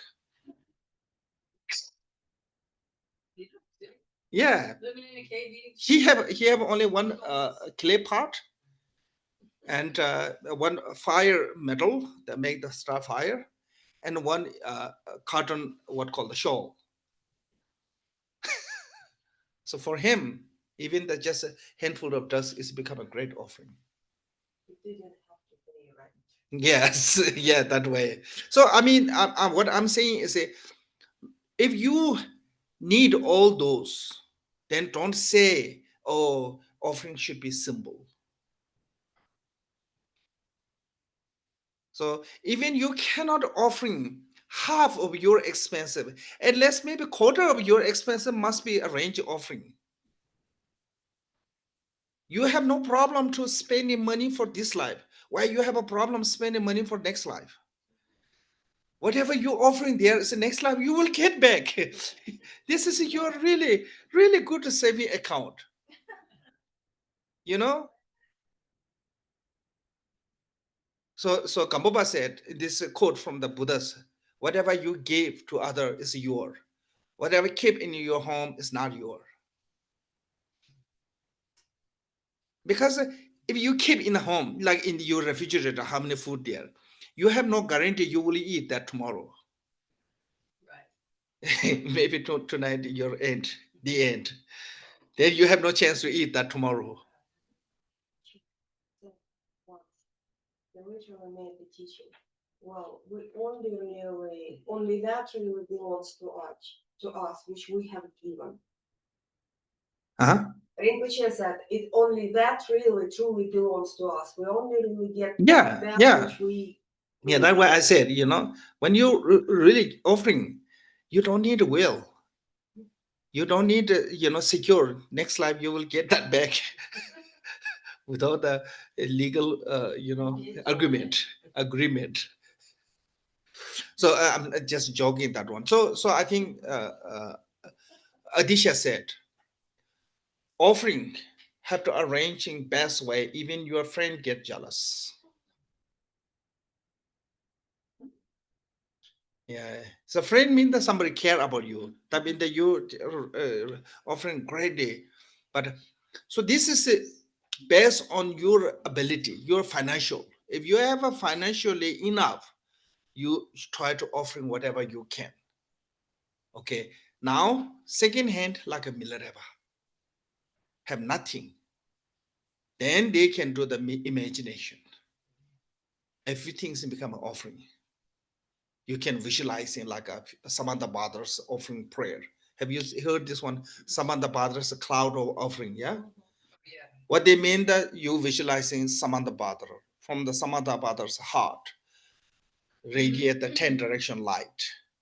Each light at the top, offering goddess. From her heart, 10 direction light, and each light have carrying the offering object. All the best things you can visualize it and offering. So there's a two way to offering: physically arrange and mentally visualize.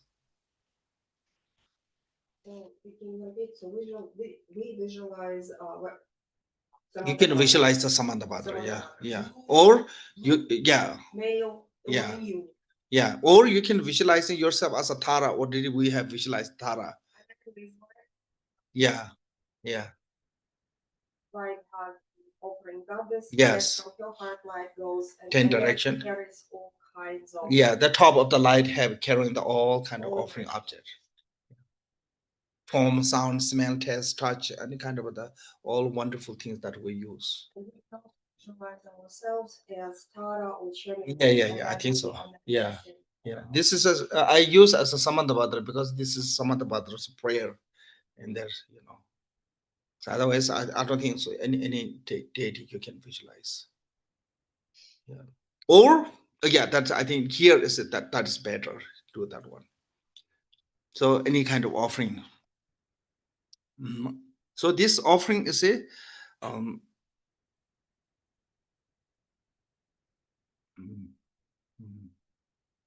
antidote of the stinginess. So that way you see, if you don't have anything, there's no involvement in the stinginess. You don't need the antidote. So okay.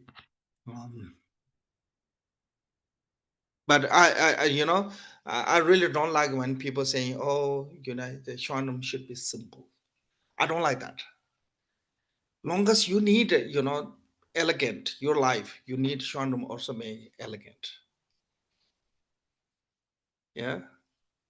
Especially if you carry on the cell iPhone, you need Shanam really good. If you carry on the Nokia phone, then maybe symbol is okay.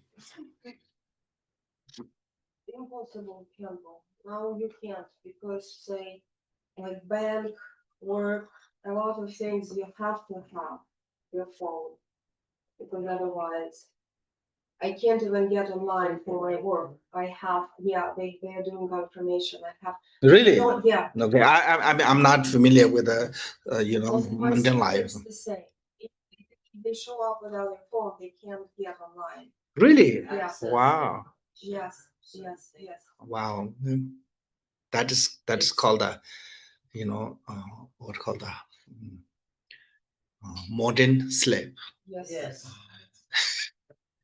You know, Technology. yeah, not just technology. You are a slave to the company. You have to buy all of them willingly, happily. Yeah. They own the phone, so the kids can't even open. They can't even Wow. enter their dorm into their rooms without. You have to help. I think US is okay, but some country like iPhone is like 6 months salary. Really? Yeah. Yeah. So that is okay. That is the second one called the offering, and third one is a confessing. Confessing the 10 non-virtue and 5 great act with the immediate result, and the very misdeed for the mind of controlled by the affliction from the beginningless time until now. We do all the negative action because our mind is controlled by the afflicted emotion. We're not happy. Anytime when we do the negative, we're not happy. We're disappointed. We regret. But sometimes out of control. Why? Because our mind is controlled by the afflicted emotion. Make sense? Yeah. So that way it's the saying is a beginningless until now. So we have to confessing. What confessing? Like 10 non-virtue. From the body, 3 killing, sexual misconduct, stealing. From the speech, 4 lying, harsh word, idle talk, divisive speech, and idle talk means the gossip. Yeah. Then from the mind, 3, covetousness, harmful thought, and wrong view. So this is called the 10 non-virtue. Why they are non-virtue? Because any of those action never will give you happiness result. They always give you result as a unpleasant. So that we call that non-virtue, based on the what kind of result can get. Okay. Then said the 5 great act with the immediate result. Did mean the 5 heinous crime, like killing father, killing mother, killing arhat, injuring to the Buddha, dividing sangha. So in the Buddhism, we said those who commit this kind of 5 heinous crime, they don't have an intermediate state. Death and reborn in the hell is the same time. So that way they said result in right, immediate result. In the Tibetan word called the tsam member, it means the no gap, non-intermediate. Normal people when die, they go through the intermediate. So if you go to intermediate, you still have chance to redirect your rebirth.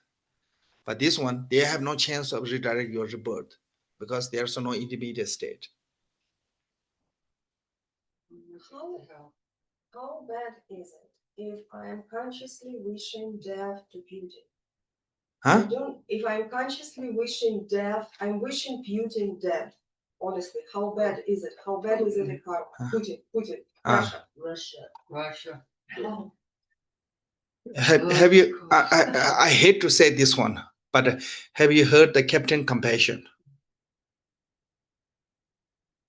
story of Captain Compassion? Captain, previous life of the Buddha, right? Yeah.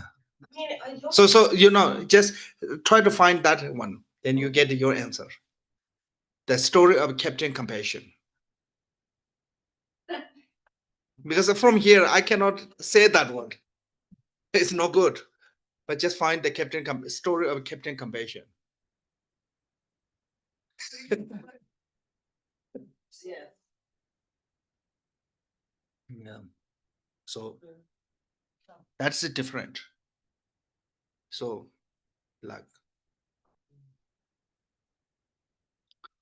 but it is still that one. You cannot expect no consequences. There will be consequences. Yeah, I did a lot. Yeah. So those are really a heinous crime. But still, this kind of, if we have somehow, because of the out of ignorance, if we have done, you don't be handicapped. Said, oh, I'm really bad. Don't be like that.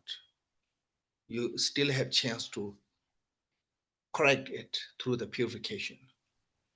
Okay, so this is a antidote of the aversion, like anger, hatred, that kind of. Then said, I rejoice in the merit of all the virtue accumulated in the 3 times by the hearer, solitary realize, bodhisattva, and ordinary beings and like. It means that any kind of virtue, mundane virtue, super mundane virtue.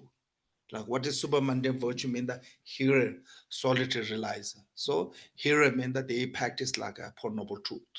They achieve the arhat. Solitary realizing they practice the 12 lingua of independent.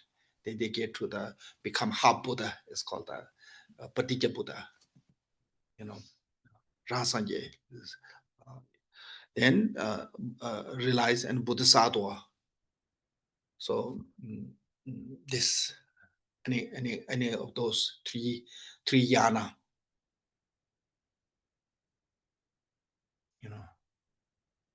any of those 3 yanas of virtue, or ordinary mean the mundane good deed. In mundane life, you can do lots of good things. So you have to rejoice every one of them. Have you heard this King Ajatashatru's 7-day offering to the Buddha?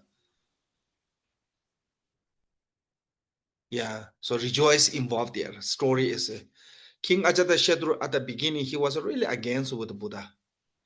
He became enemy to the Buddha with the Buddha's cousin Devadatta. But then later he realized he was wrong. Then he became one of the great disciples of the Buddha. He received teaching from the Buddha. He even offered to the Buddha his crown. It means the kingdom. Buddha said, I don't need this. Why are you giving me this one? He become like that, devoted to the Buddha. So one time he invited the Buddha and all the monk Sangha for 7 days, lunch. Then Buddha came, all the disciples came, and then he arranged a really beautiful lunch. And after the lunch, Buddha asked to the king, King, should I dedicate this merit to you, or should I dedicate merit to someone who accumulated the great from this offering? So king thought, I'm the sponsor. I'm sure that I am the person who accumulated the greatest merit from this offering. So he said, without a doubt, he said, please offering dedication to the whoever make greatest merit. He thought that would be him, but it wasn't him. Because when he see offering to the Buddha, there are lots of beggars also come. There's one woman, old woman. She was fully rejoiced with the king. She said, this king is a really great fortunate one. Have this, merit, so that way she can invite to the Buddha.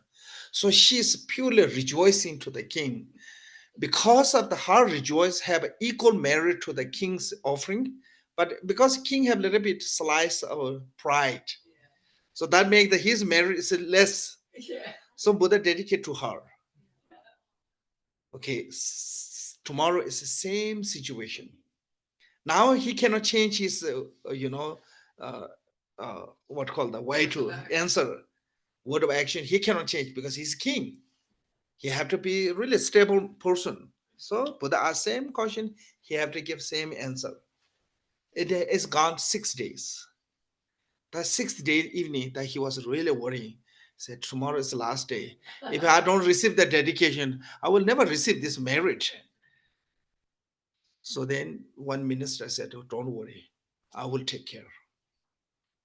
So tomorrow, they're offering all the Sangha food. And leftover food, don't give to the beggar, throw in the trash. So now she got really upset. How could they do this waste like this? So she totally lost her rejoice. Then finally he got the dedication. So that is a showing of the power of the rejoice. But if she is a king like him and try to rejoice, it doesn't work. Why? Because she is capable to offering, but she's not offering because of the maybe laziness or because of the stinginess. But she had nothing. That way, her dedication work. Make sense? So you should rejoice when someone doing something that you cannot. There are lots of things that you cannot do, but other people can do. Financially, physically, emotionally, lots of things that you may cannot do, but other can do. So that situation, you can purely rejoice. So you get two benefit. One, you don't have a jealousy. Two, you get share the merit. So that way, this is a rejoice is a antidote of the jealousy. Then next one said, please train the will of the Dharma of the greater, lesser, and common vehicles according to the disposition of the mental capacity of sentient beings. So we said, train will of the Dharma. Dharma teaching is a symbol as a wheel. You see the Dharma wheel? Have you seen? Dharma wheel have a 3 main point. One is the center one. One is the rim. And one is a sharp outside point. Spokes. Those three. So central one is a symbol of a Vinaya. Ram is a symbol of Abhidhamma. I mean the Sudra as a meditation. And the spoke as a symbol of wisdom. So this is a training of the morality, training of the samadhi, training of the wisdom. Symbol of three training come the form of a Dharma wheel. So called the train the Dharma wheel mean that come from there, giving teaching of those three baskets. Okay, so that is what's called the Dharma wheel. So Dharma, Buddha gave the teachings, greater, lesser, or common. Greater means the like a Mahayana teachings. It's called the great vehicles. Why? Because it's caring for the many beings' responsibility on their shoulder to practice Dharma with the intention of a motivation of a compassion. The lesser means that just you personal liberation, seeking the personal liberation. It's called the lesser vehicle. Common means the both have to practice. Both need. Certain practice need Mahayana, certain Hinayana both. And basically, either one come to the common is always saying all the below, like in the Mahayana, for the Mahayana, all the Hinayana is a common practice. It means the Mahayana and Hinayana both have to practice. For the Vajrayana, Mahayana and Hinayana, all of them are common practice. It's called the general teachings in the Vajrayana, called the four moods. From the four moods, second mood is called the general moods. So that is called talking about all the common teachings, which is mean the Hinayana and the Mahayana teachings. So that is what's mean the greater and lesser common vehicles according to the disposition of mental capacities, according to your mental capacity, what your mind can take. Buddha gave teaching different topic. Some like teaching on the like Four Noble Truth, some teaching on the like Panjana Paramita, some teaching on the like Buddha nature, called the three wheel of Dharma. Those are a subject different, get deeper, different topic. Get later teaching, those are more profound, some teaching of those. So, but it doesn't mean for Buddha at the beginning only Four Noble Truth. Then later only Panjana Paramita, not like that. Buddha's last teaching was Four Noble Truth. Before his passing away, last teaching was Four Noble Truth. So it's according to the disposition of the mental capacity of the receiver, Buddha gave teaching that one. We don't have that capacity, so we just share whatever we know. So you have to catch which one you want. Four Noble Truth.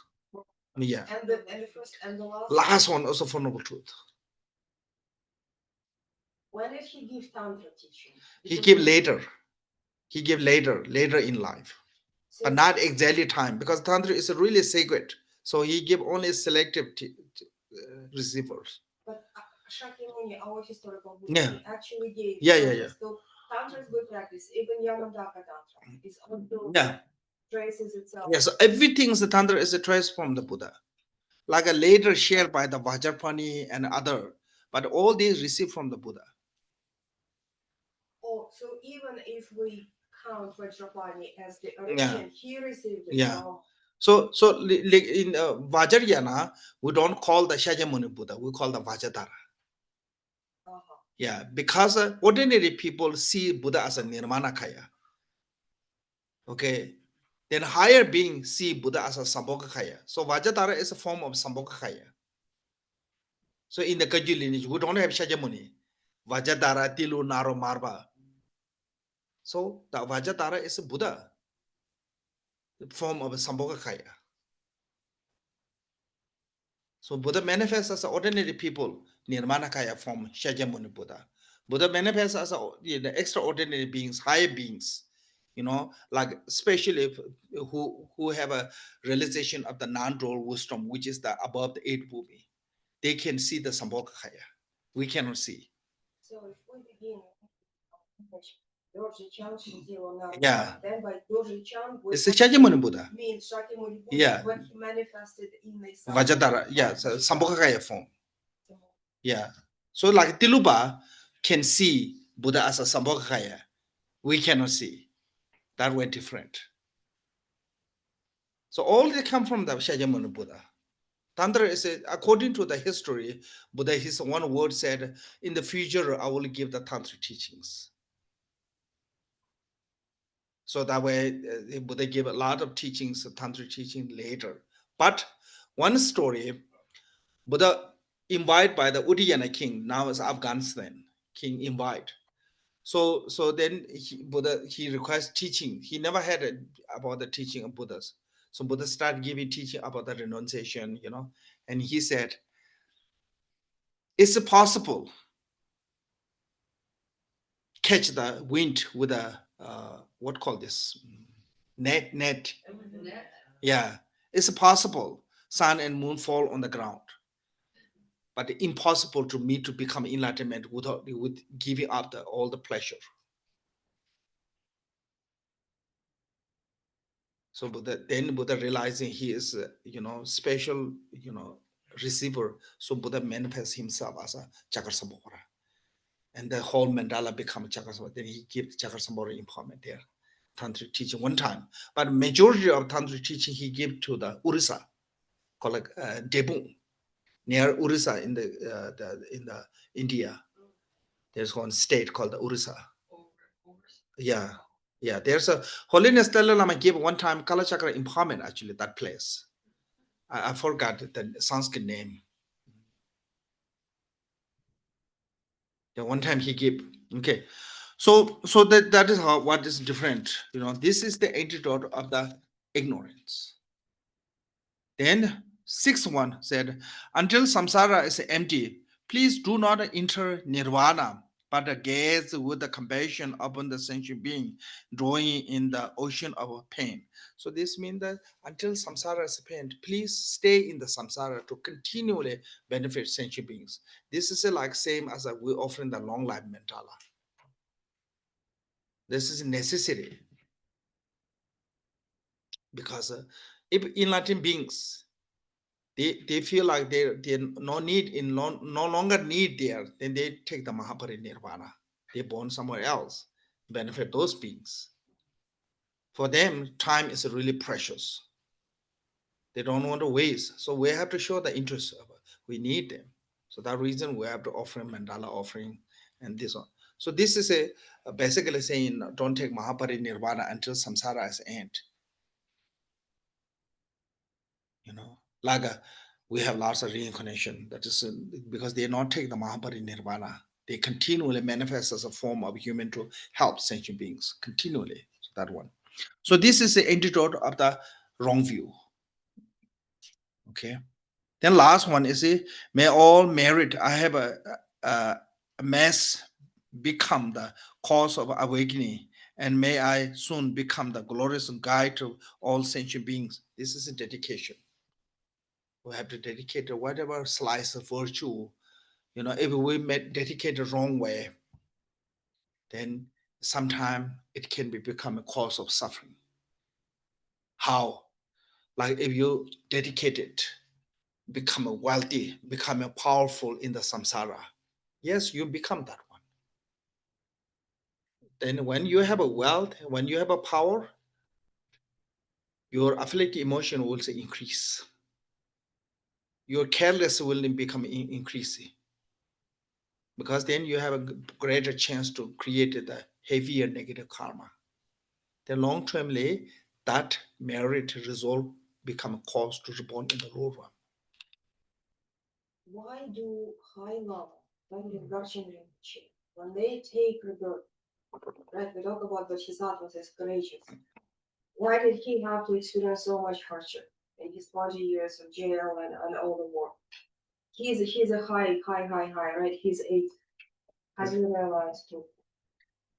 Even the 10 women Bodhisattva, when there's a karma, have to pay the karmic debt.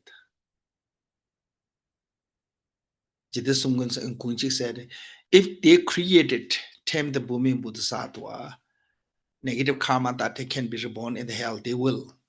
So even the enlightened beings, because then when those Tuku, when they come on the form of a human, they involve a lot of negative karma too.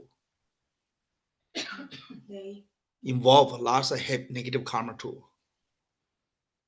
like they Because you are being human life. You live in the human society. So you have to be really careful. One is that one. Two is sometimes we see it's not necessarily there are truth on them. One time Buddha was eating, there no food, give anyone. Buddha was eating the rotten horse food. Then another was really sad. He thought he come from the background of the kingdom. He can eat anything he want. They are no worrisome. But now he live like this. Another really sad. Then Buddha said, don't worry, Ananda. He gave one piece of rice from his begging bowl, rotten one, and another, he never experienced that kind of taste before. One of the most delicious one. And a whole 7 days, he doesn't need to eat. So for the Buddha, even the rotten one is not rotten.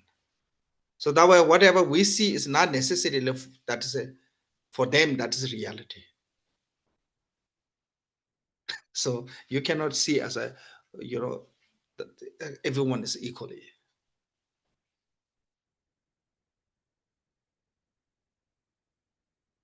Make sense? Yeah. So what Rinpoche truly experienced, we don't know.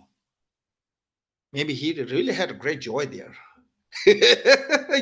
For his view is different than our view. His reality is different than our reality.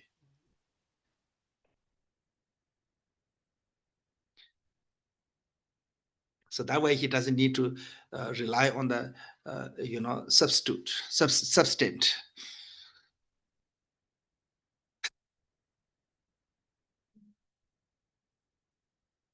You know what I mean? Otherwise, most of people become what call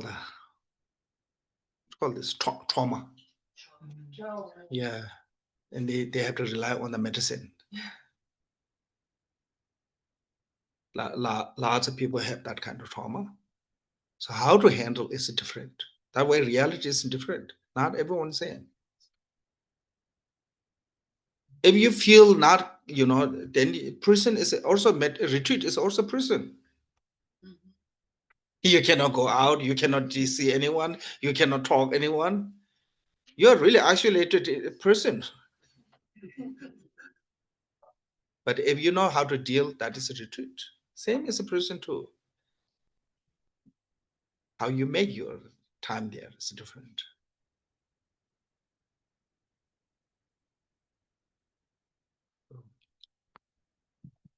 I think I can say one thing is because of I know the Tibetan reality. If Gajah Rinpoche not went to that long in the jail, he never become like Gajah Rinpoche, what we have right now.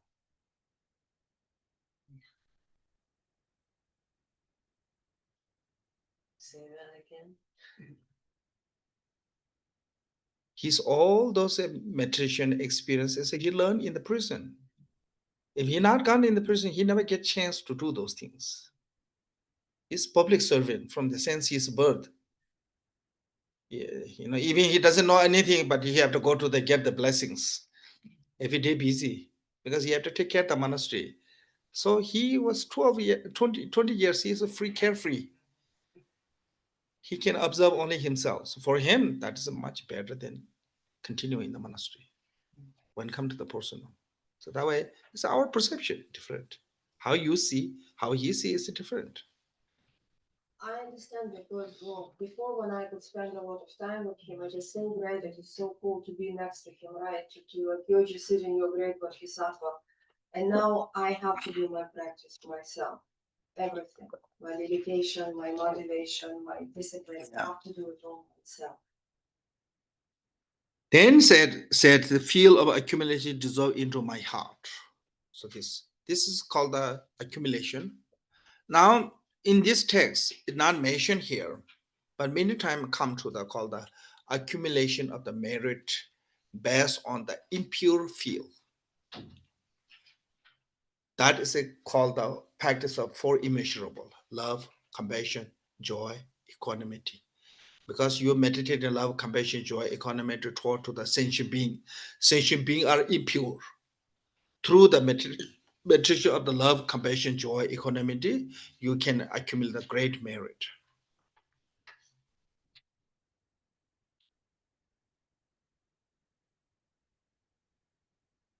So like compassion, really powerful.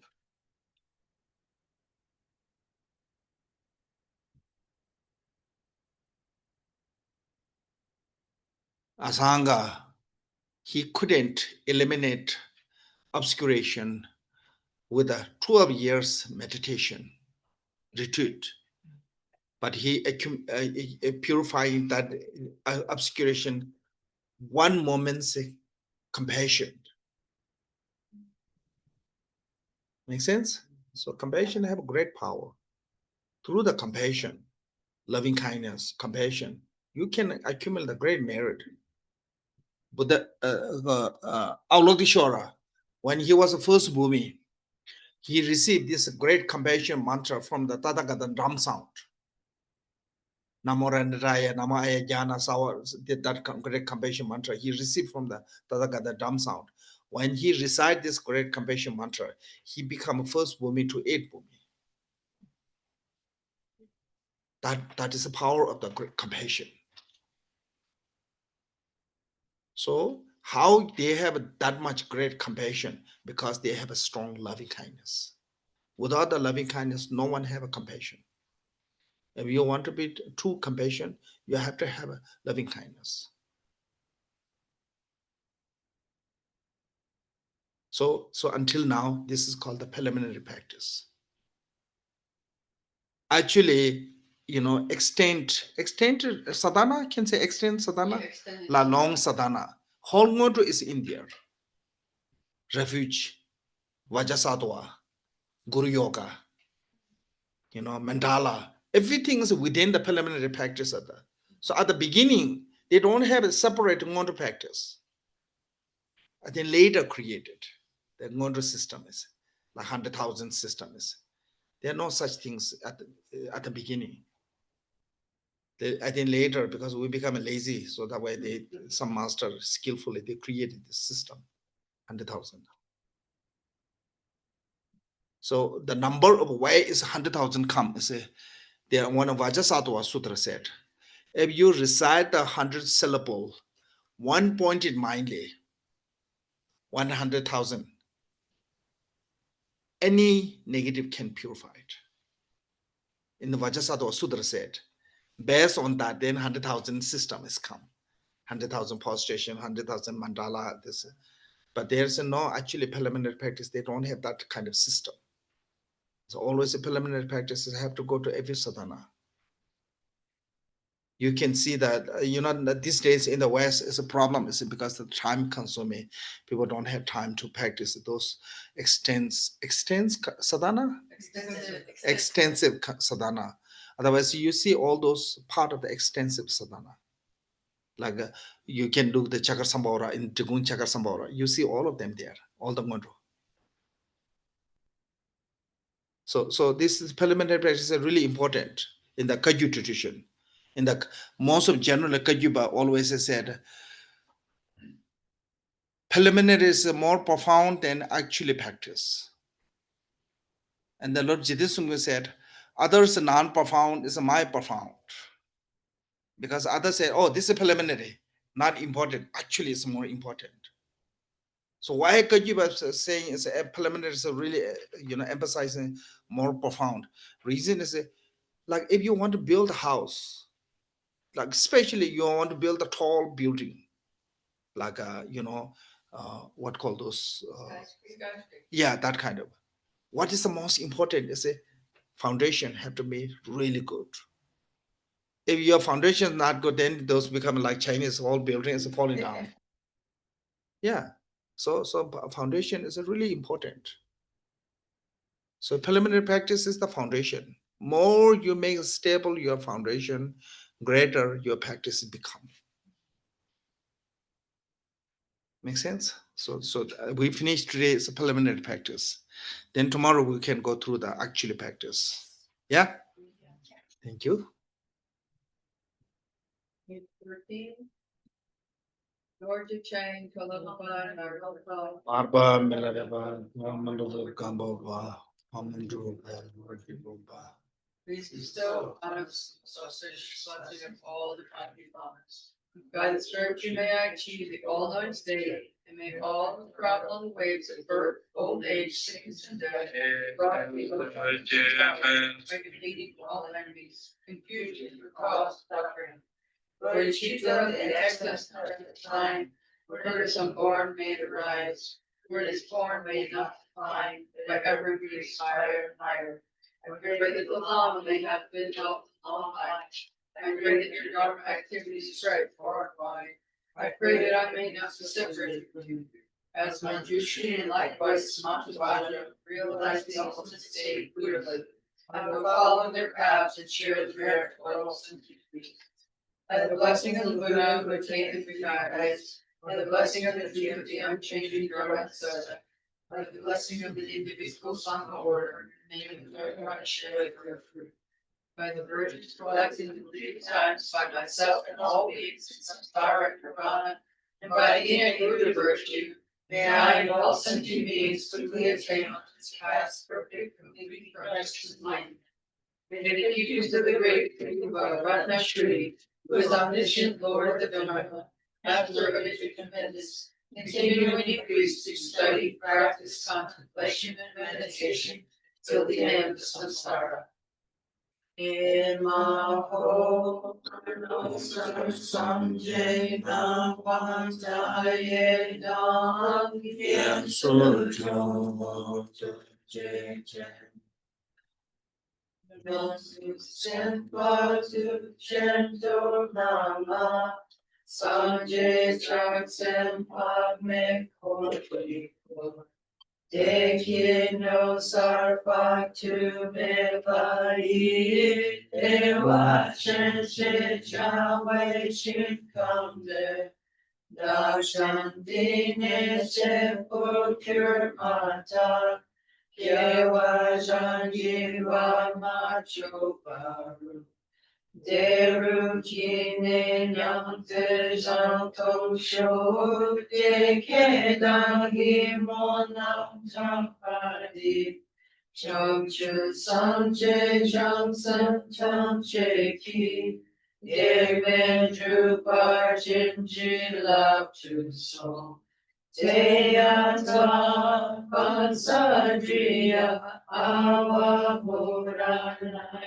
So Chanjo Sanjo Mahevana Yedurshi Yevanampa Nehariyo Om Devi Kumbu Page 18.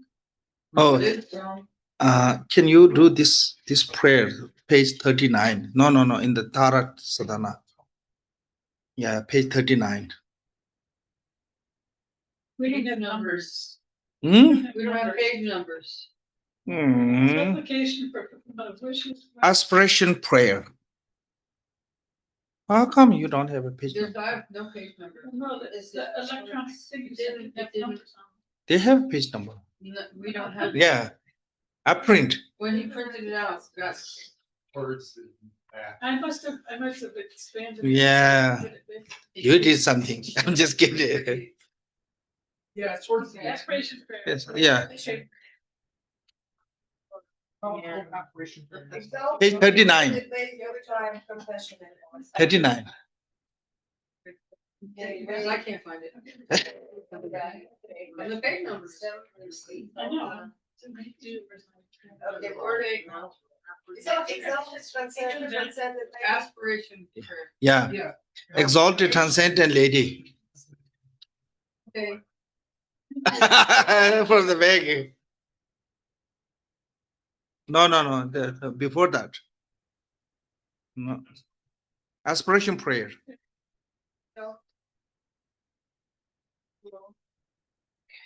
Alright, okay, there we go. Okay, exalted, transcendent lady, I have compassion.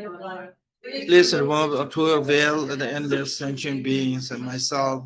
Let us complete the true accumulation swiftly to reach the complete awakening. Full light is achieved in all lifetimes. In all the lifetime, please remove all the purifying once all obstacle, evil force, epidemic, and disease, various conditions leading to accumulated death, bad dream, ill omen, so that all my expanding, there's increasing the auspiciousness of the perfect God, that's all that we are. Let all good.